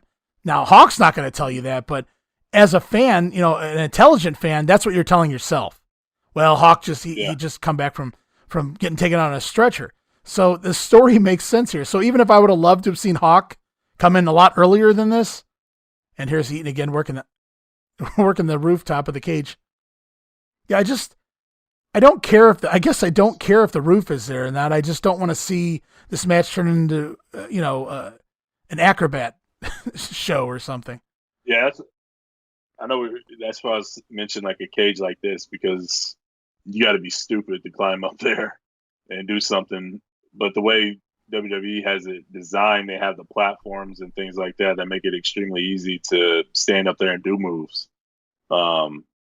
Whereas this is just your typical fence that you go buy at Lowe's or wherever and weld it together. Yep, you can thank Klondike Bill for that. And Michael Hayes in the ring. We're 2 minutes away from the match beyond. And it would have been a whole lot harder to do those spots off the top. I just think it would have been cool. Like, could you imagine like the SST with the no cage and they just launched Bobby Eaton into the second ring? I mean, some of the spots that you could have seen that we've been seeing from the SST would have been awesome. Look at Michael Hayes. He makes sure to come in.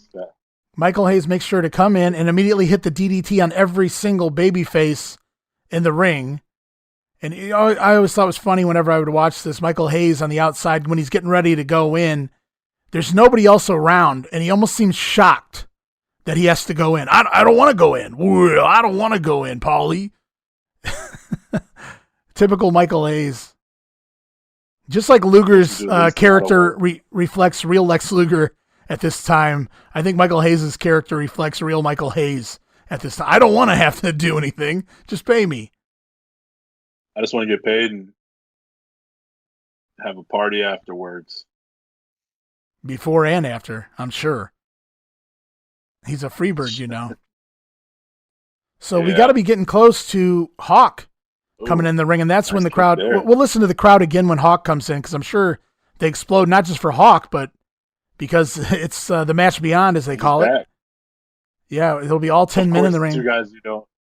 Of course, the two guys who don't want to tee off with each other. Hey, man, I'll protect you. You protect me. Let's not do anything. Oh, Michael Hayes and Stan Lane must be off in a corner somewhere then. Yeah, they were. And there's the jab by Michael Hayes. I don't think he's taken a bump yet. Maybe he will for Hawk, though. I'd have to imagine. Here we go. Let's listen. By these men, and he has waited to get back, and here is his opportunity. Double clothesline off the top rope. He clotheslines Hayes, leaps over the top, hammers away at Terry Gordy with chops and right hands. They send Gordy for the ride. It's a double clothesline by Williams and Hawk.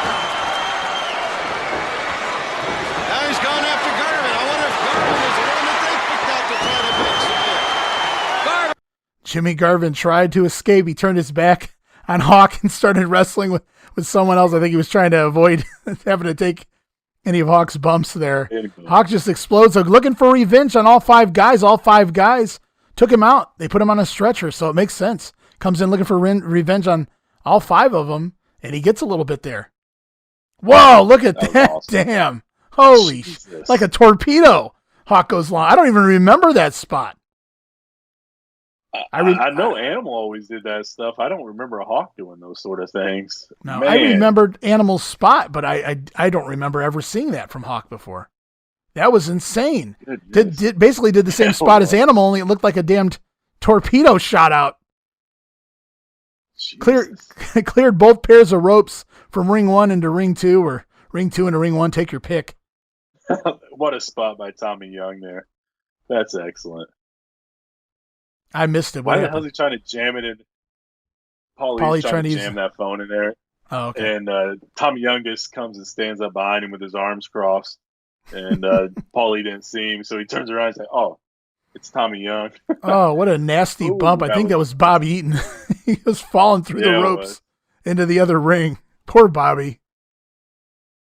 You couldn't pick a better guy to work a War Games match than Bobby Eaton. Arn Anderson and Bobby Eaton, probably the best two guys you could put in there. Yeah. Workhorses, great bumpers. Just perfect for a War Games match. They're psychologists and storytellers, man. They'll figure it out and they'll make it look good. Especially Arn. Bobby Eaton's just as good though. It's a shame. I don't want to shame no man. It's unfortunate Bobby Eaton didn't look better than he did or have a promo. Because with his talent, he should have been so much bigger. Yeah, I mean, you know, the promo definitely wasn't there, and Bobby Eaton wasn't really the best physical specimen there was out there. But I mean, I can't take anything else away from him as far as in the ring goes. Hawk with a clothesline on Garvin. We may be going to the finish here. It's Hawk and Garvin over here. Most of the other guys are in the other ring. He's looking for Animal to sidetrack Gordy. There we go. There's the neck breaker. Hawk working over the neck of Garvin now, it looks like. Paul Ellering's back. I forgot to mention they took Paul Ellering out too. Hangs Garvin and the Hangman over his shoulder. That does not look pleasant. Tommy Young coming in. I think it's our first submission of the match. And Tommy Young, that's it. It's over. And we have winners. To the neck breaker from Hawk. The War Games have ended. Our Mr. Sting is here.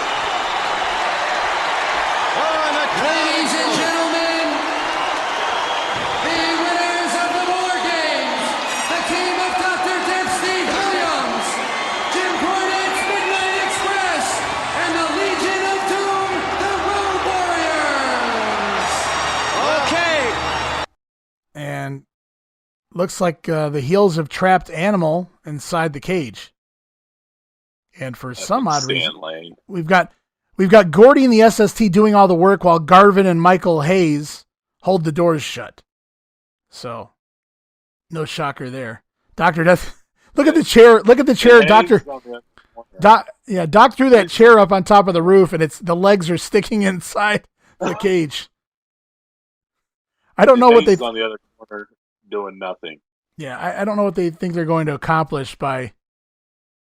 He's gonna go up there and have a seat, man. Climbing the cage. Stan Lane's actually climbing the cage. I'm surprised at that, but there's no way in, guys. It's not all night, dude. Yeah, and you're right. Michael Hayes over there on the side where the door. Obviously, somebody needs to be over there. So of course, it's Michael Hayes over there where nobody is. And now the baby faces finally power their way in because you have Dr. Death and Hawk ripping at the door. So eventually they're gonna get in, and they do. And they run the heels off, so Animal takes a little bit of a beat down there. I do know the SST continue to feud with the Road Warriors, I think going into the next clash. And it's Gordon Soley talking to the Nature Boy before the big fight with Terry Funk. Of course, Lou Thez and Harley Race. But, Rick, the question on my mind and on thousands of fans' mind is, why are you returning when you know perfectly well another injury to that axis vertebrae and you could be severely injured for life? Gordon, I've heard that question 1,000 times, but I've heard it once. I'm returning because I only know one thing in this life, and that's professional wrestling. This has been my life. It's the greatest sport in the world. And the only way I'm going to take another step forward in whatever I do in life is to walk out in that ring tonight and find out just what my future is. Terry Funk obviously is going to be centering his attack on your upper body. Well, he'd be a fool if he didn't. I know what I'm getting myself into, but I think Terry Funk, at the same time, in all fairness to Ric Flair, knows what he's in for. If I am 100%, if I am 120% like I feel I am, Terry Funk will have the fight of his wrestling career on his hands in a few moments. Terry Funk knows what he did to me. He knows he did not do it on a man-to-man basis. He did it when my back was turned. He inflicted an injury on me that almost ended my career, and now he knows that right here in Baltimore, Maryland, in front of the whole world, he has to do it again, or he has to suffer the consequences. Rick, let me ask you this. You haven't even had a warm-up match. I know that you've been working out intensively, but you haven't even had a warm-up match. Do you think your timing could be off? Could this be a problem? Well, I've heard that question 1,000 times, too. I don't think my time will be off. I didn't think, and I was asked to wrestle several times on television, I didn't think that I needed a match with anybody but a main event caliber wrestler. And I wanted to find out firsthand. I guess it was my own ego. I wanted to think that I was ready. I didn't think I needed a warm-up match. And we'll find out. Maybe I didn't think this out thoroughly enough. But I feel that I'm ready for Terry Funk. I feel I'm ready to be the world's heavyweight champion. And tonight, I'm going to prove it one way or another. I know, of course, I won't get an honest answer on this because you're going to tell me you are 100%. In my mind and in my heart, I'm 120%. If I'm not, we'll know in about an hour. That's the bottom line. Champion, good luck to you, my friend. Gordon, thank you. Thank you very much. Ric Flair, NWA World Heavyweight Champion, getting set to defend that title against the former champion Terry Funk. And now, Jim Ross and Bob Caudle. Gordon was just on tonight, man. The questions he asks, the realism he brings to this, like you said earlier, it just feels like a sport. It feels like a real competition. It doesn't feel just like another wrestling show. Yeah, absolutely. Gordon Solie is just awesome, man. I mean, in his spots, I think he gets, I don't know, like, it's just past my era as far as his commentary. When I watch some older stuff that he does, like Florida and things like that, he's just very monotone when it comes to, like, calling matches. I just don't know if it's because I didn't grow up with it or what. It's just I'm accustomed to people like Jim Ross and Gorilla and Jesse, just more flamboyant, more over the top selling type deal. Whereas Solie's just, to the point and calling the matches and things like that. But here he just makes everything feel extra special. He has that mystique around him as being a legend at this point, and the questions he asks is just different than any other interviewer in wrestling at the time. Look at all the cops. He's gonna need them. the way Terry Funk has gotten, I haven't seen him get into any fights, but I've seen him almost get into several fights with the fans here over the last couple of months. And they're escorting Terry down to the ring here for this match. I'm curious what the story is behind all this. The lady pushing Funk. They're giving him the one finger salute. There he is, right there. He's going after this guy with the Dan Severn mustache. Well, I will say, you know what, man? Maybe they saw Dan Spivey damn near kill that one guy, and they're like, man, Terry Funk has way more heat than Dan Spivey. We better get him some protection. We got to separate this. They had a hot crowd, man. My goodness. Yeah, we're all the way at the main event. We're 2 hours, and let's do a timestamp here real quick for this match. We're 2 hours, 15 minutes, and 20, 21, 22, 23 seconds into this thing, and this crowd is still as hot as they were at the beginning. And I think a lot of that is just credit to the really good, and it's always the crowd too, that if they want to be involved, but it's credit to the show.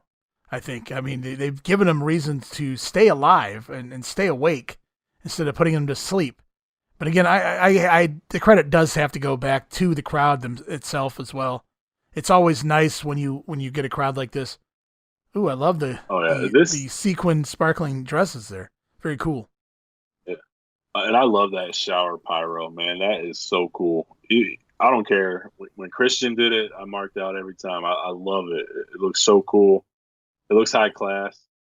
It looks everything, man. And it just looks next level. Look at Ric Flair stealing kisses from everybody. Yeah, taking the ladies on a ride there.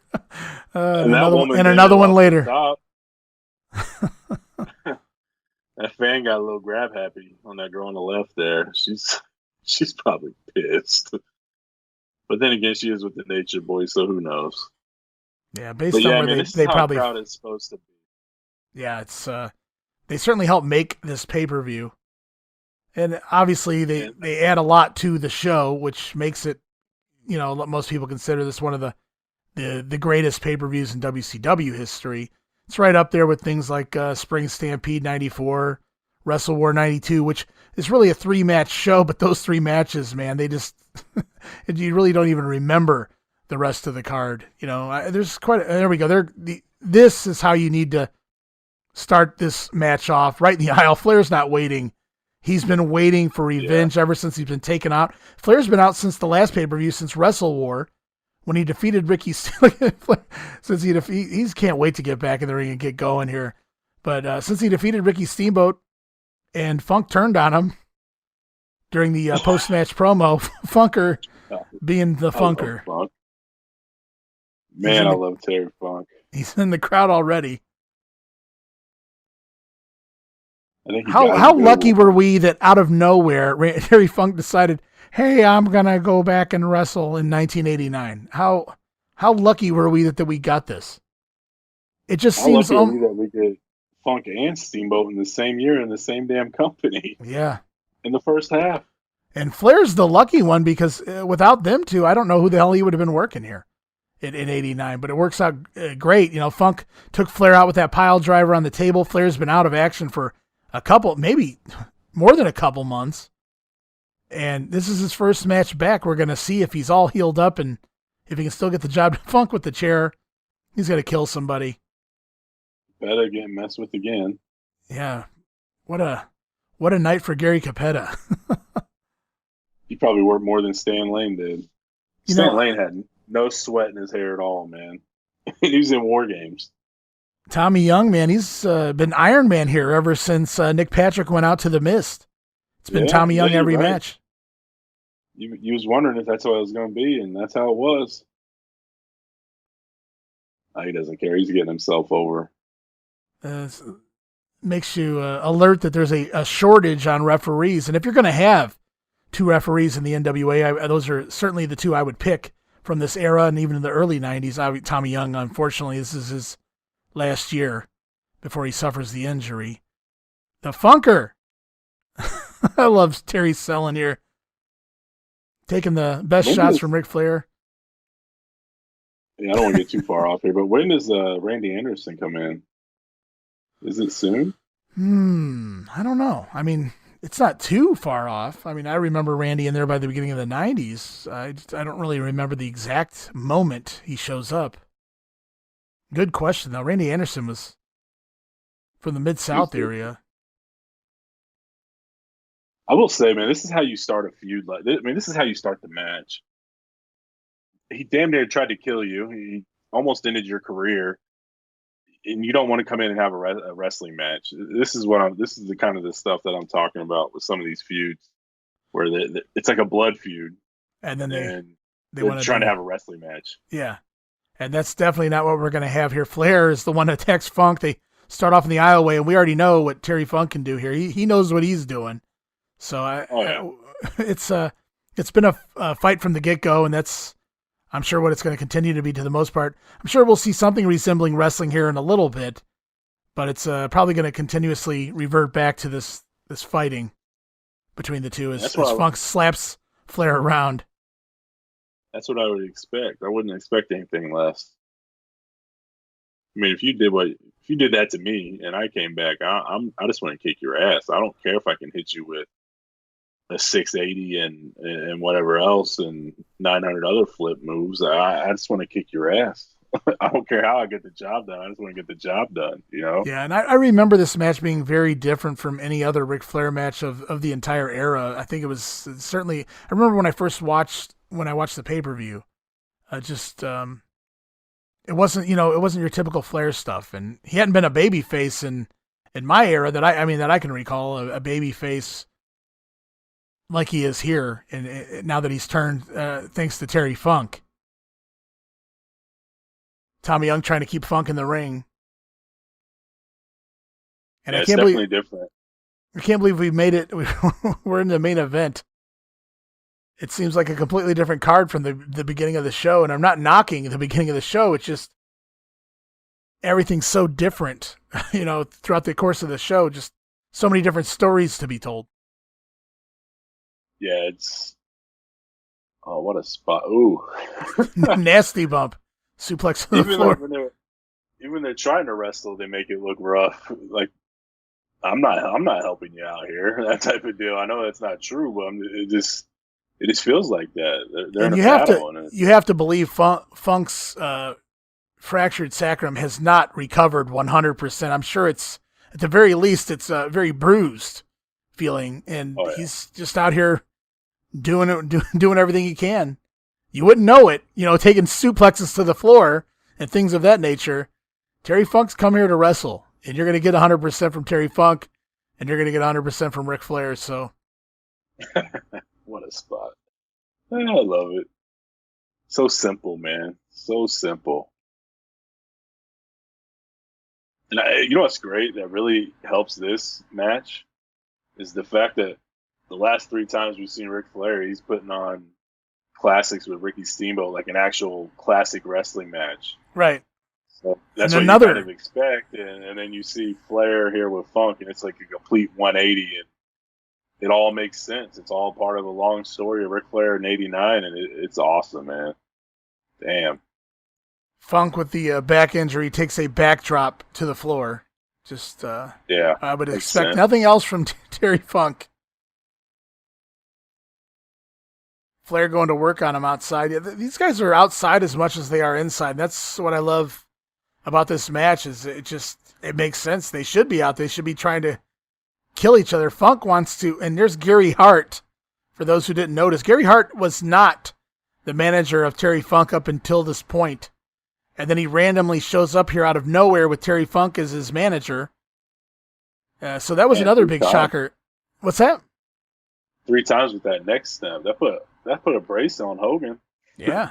In '95. And put him out for a month or so. Put him in ring-wise, anyway. Put him in black gear too. Funk humping the mat there. Michael Hayes was just out there. I think he spilt his cocaine all over the ring. Oh no, wait, that's still the powder from Paul E. Way back from the first hour of the pay-per-view. Yeah, they didn't sweep that out.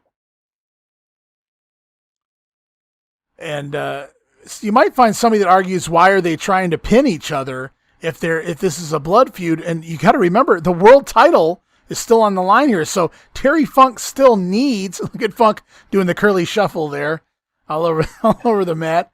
But these guys still need to get a win. Funk needs to pin Ric Flair or make him submit to win the world title. The whole reason this whole thing started. And Ric Flair needs to beat Terry Funk in order to retain and prove that he's the better man and prove that he's back to 100%. Or as he put it, 120%. And Flair using Funk's own move against him here, the pile driver. Boom. Not the prettiest, but I love the story they're telling. Oh, yeah. Good stuff. I love how Funk's just like pointing to his neck, like constantly. They're right back in the aisle again. Yeah, this match is all over the place. Let's listen to Jim Ross and Bob Caudle for a minute. Let's hear what they're saying. Twist that neck. It's been since May 7th when Flair was attacked at Wrestle War 89 in Nashville. And now Flair throws Funk back into the ring. It seems like an eternity since Flair has been out of action. And now the self-proclaimed dirtiest player in the game. Oh, he was repaying that insult with those slaps to the face of Funk. May the 7th. That's 11 weeks Ric Flair's been out of action. That's damn near 3 months we went without Ric Flair in the ring. It's hard to believe that we made it this far. And honestly, the first 5 or 6 weeks, Terry Funk really not just held his own, but he carried the shows to some degree, either in storylines and angles with Sting or otherwise, and his promos. Now, the last few weeks have been a little watered down as compared to the prior weeks, but he's just done a tremendous job of keeping this feud and really keeping himself over for 3 months until we get to this match here. Yeah, he did a great job. I mean, like you said at the end here, it's kind of tailed off a little bit how good he's been. But yeah, that first, what a spot there. Hit him with the branding. Gary Hart distracts Tommy Young. Ric Flair has Funk there in the figure 4, and Funk finds the branding iron and clocks Flair right in the head. And I'm going to guess that we might have gotten a blade job if I know the Nature Boy. Oh, yeah. There it is. Yeah. Well, he's on the booking committee, so I'm wondering if he's the one who said no blood. Well, no, that's a Turner decision, but Flair's not on the booking committee yet either. Oh, okay. I thought he was on the actual committee. Not yet. He controls his own sort of stuff. Yeah, I don't think too many people are telling Ric Flair what he's doing here. Yeah. He's going to do what he wants to do anyway. And this is the move that took Flair out, the pile driver. Oh, man, and he takes it a lot better there than he did on the table with his hands on the table. He's taking no chances with that table. They weren't gimmick back then. And he sells the pile driver by putting his foot on the ropes instead of kicking out from the cover. Just another subtle, great move there by Ric Flair. And yeah. Funk just grinding his knee into the side of the head of the champ. Such a dastardly move. What a nasty just- evil heel. Oh, here we go. He's pulling the Funk pulling No, it the. makes sense, man, because he's just like driving it right into the neck that he's been working for 11 weeks. Or Yeah, now he's pulling the protective mat up outside. He's going to try to pile drive Ric Flair on the concrete, the exposed concrete. Now he's got what is that? He's got a rope there, a piece of tape. I think it's his tape, yeah. Tommy Young just, here he's doing the spot, grabbing Funk by the hair, gets shoved away. They're just letting it go. That's the world title match. Gonna have thicker skin. Well, dude, it's 1989. It's completely up to Tommy Young on how the rules are going to be enforced. That's right. That's the trend of 89. Flair counters the pile driver on the floor, and then winds up backdropping Funk into the thick area of the protective mat now. Yeah, that couldn't have felt good. Flair landing right on Funk's face with his ass. I'm sure that didn't feel good. I don't know what the hell. Terry Funk, if anyone else had done that, I would just shit all over him. But Terry Funk just falls off the apron over top of Flair as if he was trying to do a move. And because it was Terry Funk, it just worked. I don't know that was going to work with anyone else. And Flair's selling it too. Like, it only works with these two, I would say. I don't know if another wrestler is going to be able to sell it off like Flair did there, but yeah, I don't know what the hell Funk was going for there. Talk about a front row seat, that little pipsqueak there. Jason Hervey gets to sit at the timekeeper's table for the entire pay-per-view. Watch this entire pay-per-view. Lucky bastard. Yeah. And Funk now continuing to work over the neck, the formerly broken neck, or whatever the story was when he pile drive Flair on the table when he took him out. He's already pile drive Flair, and now he's repeatedly using the neck breaker to try and soften up the world champion. Man, I don't think there's anything cooler in wrestling than Ric Flair's blonde hair with blood in it. Yeah, he could bleed, man. He could bleed. It's just so awesome. I know he's gonna have a lot more going on later on after this, but like WrestleMania 8, it's just memorable. His hair just drenched in blood. It's something to see. It's a sight to behold. So Funk now with 3 neck breakers in a row on Flair. He's pretty much got him where he wants him, and he's working that cut on his head now, driving his fist into it.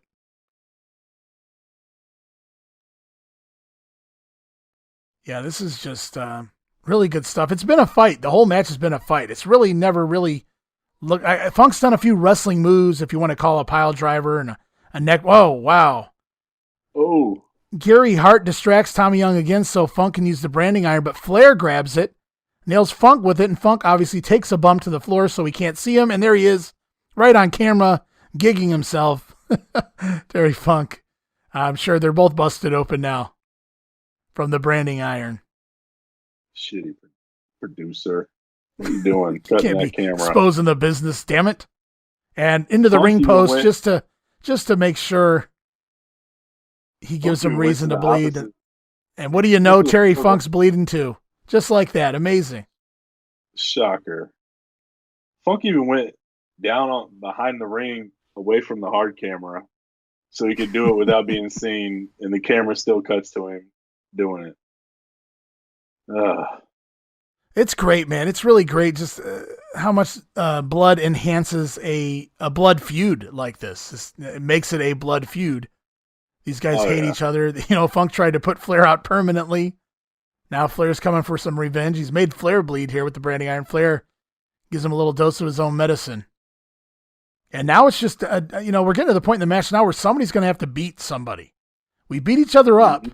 And now it's like, if I don't beat you, I don't know how much longer I'm going to be able to go, before you beat me. So it's almost that time in the match, and Flair's just driving those punches into Terry Funk, and it feels like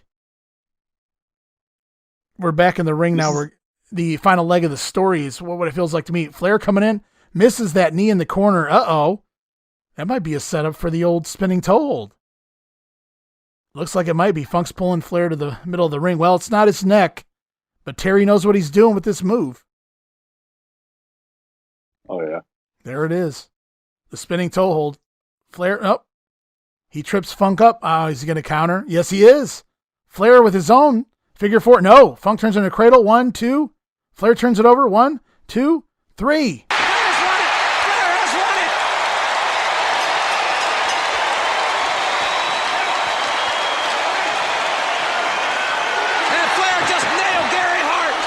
Ladies and gentlemen, the winner and still World Heavyweight Champion, Nature Boy, Ric Flair! How awesome was that miss spot right there by Muta and Flair? Perfect. I mean, Flair timed that perfectly. Muta timed it perfectly. The sell job with the bump. That's the first time I've seen somebody take a back bump off of the, at least like that, off of this miss. Flair made that look like a gazillion bucks. Yeah, he did. He knew he had money in Muta. He knew there's money there. And now Flair just looks so awesome now. The top half of his face covered in blood, the bottom half of his face covered in green mist. Quite a sight. We'll see more of that. We'll see more of that at the end of the show when we get a close up of Flair. But now Terry Funk, Muta going to system and a spike pile driver on the. Oh, Muta with a judo chop on Doug Dillinger. Oh, Doug Dillinger. He no-sells it. Oh, and a spin kick. And now he's out of there. It's funny watching Doug Dillinger in there. Funk was trying to go for a pile driver there on the chair on Flair, but Doug Dillinger inadvertently saves the day. And now it's the Stinger who's going to really save the day. Did he miss his spot? Did he miss his cue? Or was Dillinger supposed to do it? I'm assuming Dillinger wanted it. No, I think Dillinger was just a prop here. Oh, yeah. Just getting Muta over and Funk over that they don't give a shit who's in the ring. Nobody's going to stop them. Flair with that flying knee. Muta goes flying across the dead body of Dillinger. You better get out of there, though. Yeah. Hey man, look at him sell. Dillinger's not moving. I'll give him that much. He took a spin kick to the chest and he's knocked out from it. So back leg heel kick, yeah. According to Bischoff. So we've seen 9 matches, and now we're closing the show with 4 main eventers out here just beating the living hell out of each other. The show's still not over, even though it's over, and it's still not over right now. Look at Muta trying to throw the steps into the ring. Damn near killed himself with those. Those steps are heavy. Those ain't those real thin aluminum ones that WWF uses. Oh, those are solid steel in the WWF. What are you talking about? Come on. You ever see John Cena pick those things up? They look like they weigh 700 pounds. Uh-huh. But here we got Muta trying to slide. Muta's badass. He's coming back. No, he's thinking again. No. I thought Muta was going to come in there, try to take Flair and Sting on by himself, but he decides against it. I know this. I know this brawl isn't over though. That's the best part about this. Look at Flair. That's the best part about. I know they fight again before this. Oh my God, Funk just whipped that chair in the ring. Gonna fucking hurt him. Oh my God. Now here we go. Another fight in the aisle. That got Flair coming. That brought him out. If that's what Funk was intending to do.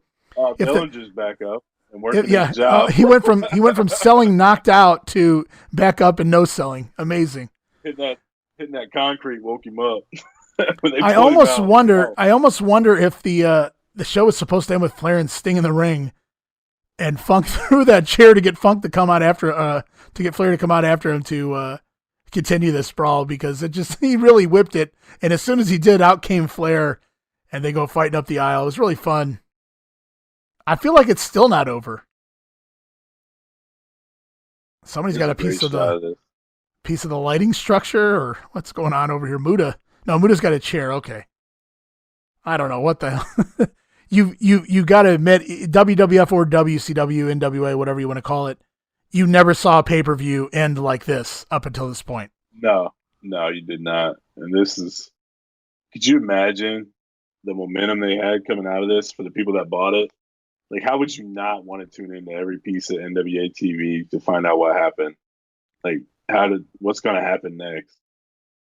Yeah, we still got an interview coming up with Ric Flair and Sting, but the brawl is back on for a third time now. It's like it's just nonstop. It's crazy.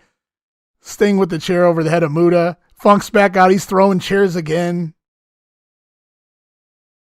And the event staff have no idea what the hell they're supposed to be doing. No, they're not used to these things happening at the end of the show. No, they're not. Oh, he's whacking him from behind. There's a branding iron. There's a chair. People are hitting each other for real from behind. Nobody knows what to... And Sting picks Muta up. Oh, man, Ultimate Fighter throw there. Picks Muta up and throws him down. Branding iron over the head of Funk. This is just insane. Branding iron across the chest of Muta's better get the hell out of there. Muta's like, where did Funk go? And the great Muta finally takes. Where's Gary Hart's son? Where's Funk's son? Just an electric way to end the show, man. Just awesome. Holy hell! I think somebody just got hit with a chair again. Funk just nailed him again with the chair. Unbelievable. It's our fourth brawl, our fourth post-match brawl at this point. Sting choking Muta with a belt. I don't even know where this belt came from, but there's a belt now in play. One of those like theater ropes that like roping off thing. Oh my god! And then you got the neck. He got him in the head this time. All right, I think we're finally done. I think we're finally going to get a promo here from Flair and Sting, and one of my greatest, my most favorite images of all time is Ric Flair during this promo. You better believe I'm going to grab pictures from this and put them up on Twitter, because Flair just looks amazing here with half his face covered in blood and half his face covered in green mist. And he's pissed off, man. What a story. And we'll pick up some of the words from Flair here when he comes over. But he's coming over now. We'll listen. We'll listen for a little bit anyway. Let me just say this. Anybody out there that had the privilege of seeing this? Come here, Sting. Well, we're going to keep her here. Walked off, Yeah, he'll be back. He'll be back. Yeah, he wants to get Sting in there. I haven't said thank you in 10 years. Thank you, pal. Now the bottom line is, Terry Funk, we just started, pal. We just got warmed up. After 2.5 months, I'm just breaking a good sweat. So wherever it is, and pal, it'll be again soon. I'm gonna tell you something. I'm gonna dog you until I wear your Texas ass out. Woo! Jim, if that's the... And I know the promo goes on. I think they come back. He gets Sting to say a couple words. Ow! There you go. Woo! But they're just getting started, and that's obvious from what happened after the match. And how great, whoever came up with this, I mean, what a great way to end the pay-per-view and continue the feud at the same time, and you still got a payoff. So you weren't ripped off in any aspect. They continue the story, but we get a finish. Yeah, it was awesome. And just think, too, like they continue the Sting-Muta feud, even though it may be transitioning into tag matches. Just how about it for those guys? They're in a TV title feud. Yeah, it's Sting and Muta, but in '89, that's about as high as they've been. And now all of a sudden they're thrown in the main event feud with Flair and Funk, and that's quite the jump when you got guys like Luger and Steamboat and things like that underneath. And I like, Steamboat's this is last night, but they took one hell of a leap here, and they're taking chances on these two guys, and I can't wait to see more of it. Yeah, and I think this pay-per-view here, I mean, more than any other, and they've gotten better, progressively better, but there was really no downtime to get sidetracked with other discussion. I mean, it was just constant action to where we kind of had to call it, or maybe not necessarily as announcers, but just point out things and just really enjoy it as fans. This may be the first pay-per-view from beginning to end that I really was just focused on the actual video in front of my face, where sometimes maybe I during certain spots of the show, I might go off into a tangent about something else. You just couldn't do it here. They wouldn't allow you to do it. No, it was nonstop. Even like you said earlier, even the bad was decent. Like Bill Irwin even had a good match tonight with Pillman, and nothing stunk. Oh, look at that spot, man! That mist was perfect. That mist to the face. What a great way to end the show too, to replay the mist spot and Funk and Muta attacking. That means Dillinger's on his way into the ring here. You can see that again. Judo chop, and then the spin kick. But yeah, man, it's just before we started the pay-per-view, I looked at it, and believe me, it's one of my favorite pay-per-views. But I looked at it, and it's 2 hours and roughly 45 minutes, and I said, "Damn, 3 hours. That's a long time to." And I know we've done it before, but that's just a long time to sit down and call anything. But it just flies by when it's so damn good. Yeah, and I will say, man, with the context being in place now and being able to know the stories leading into this show, and then now watching this show, it's by far one of the best pay-per-views of all time. Definitely, I mean, you could take your pick between that and maybe Spring Stampede 94. There's a bunch of craziness on that show. Right. But I think top to bottom, I think this one, with just because of the stars involved, like the even the Freebirds, they have a huge name. Sting, Muta, Flair, Funk, like 94 can't touch that. Even Luger and Steamboat and those guys. I mean, there's just so much talent on this card. All of them delivered, and they had the best crowd that they could ask for. Like, if you want to pay a crowd to be a crowd, I'm paying for that one, because that's that's how you be a fan and appreciate what you're seeing without trying to be the show, like you get a lot today. And it was just all around an excellent show, top to bottom. I had a blast. Yeah, I mean, where else can you get a 2-ring battle royal and a War Games on the same show? And those aren't even like your big matches. And not to disrespect all the guys in War Games, but it's like you said, just Steamboat and Luger, Sting and Muta, Flair and Funk. I mean, and then we get the storyline at the end of the show, which basically tells you, hey, this is going to continue. And it does continue, at least in the Halloween Havoc, as far as the tag team feud goes anyway. And beyond that, with Flair and Funk, into the I Quit match in November, which I can't wait to do. But, we got a long way to go still.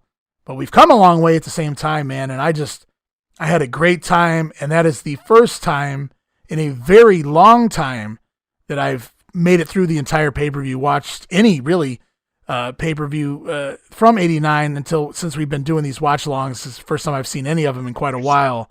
But I've always enjoyed the Bash. My opinion hasn't changed one bit. Still one of my favorite pay-per-views of all time. Yeah, it quickly jumped to the top of my list. I kind of tied shows to times of the month or the year. So like we're right at Thanksgiving, so Survivor Series 89 is definitely on the list. I think in July I'm about to start throwing these that Great American Bash on and enjoy it, because I know we did a good job.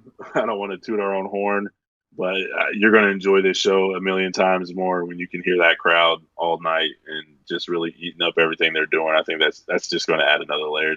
Yeah, I kind of watch it again without with the audio on. Yeah, that's the only downside, I think, to this particular pay-per-view. The other pay-per-views, I don't necessarily need to encourage you guys to go back and watch it without our doing the watch-along, the voiceover work or whatever. But here on this show, between the great job that Jim Ross and Bob Caudle do the entire show, and then on top of that, the crowd throughout the entire show. I mean, you heard them. You heard them at the beginning. You heard them during the Sid match. You heard them all the way here at the end during the brawl at the end. It's just a masterful piece of wrestling history. It's the Great American Bash 89.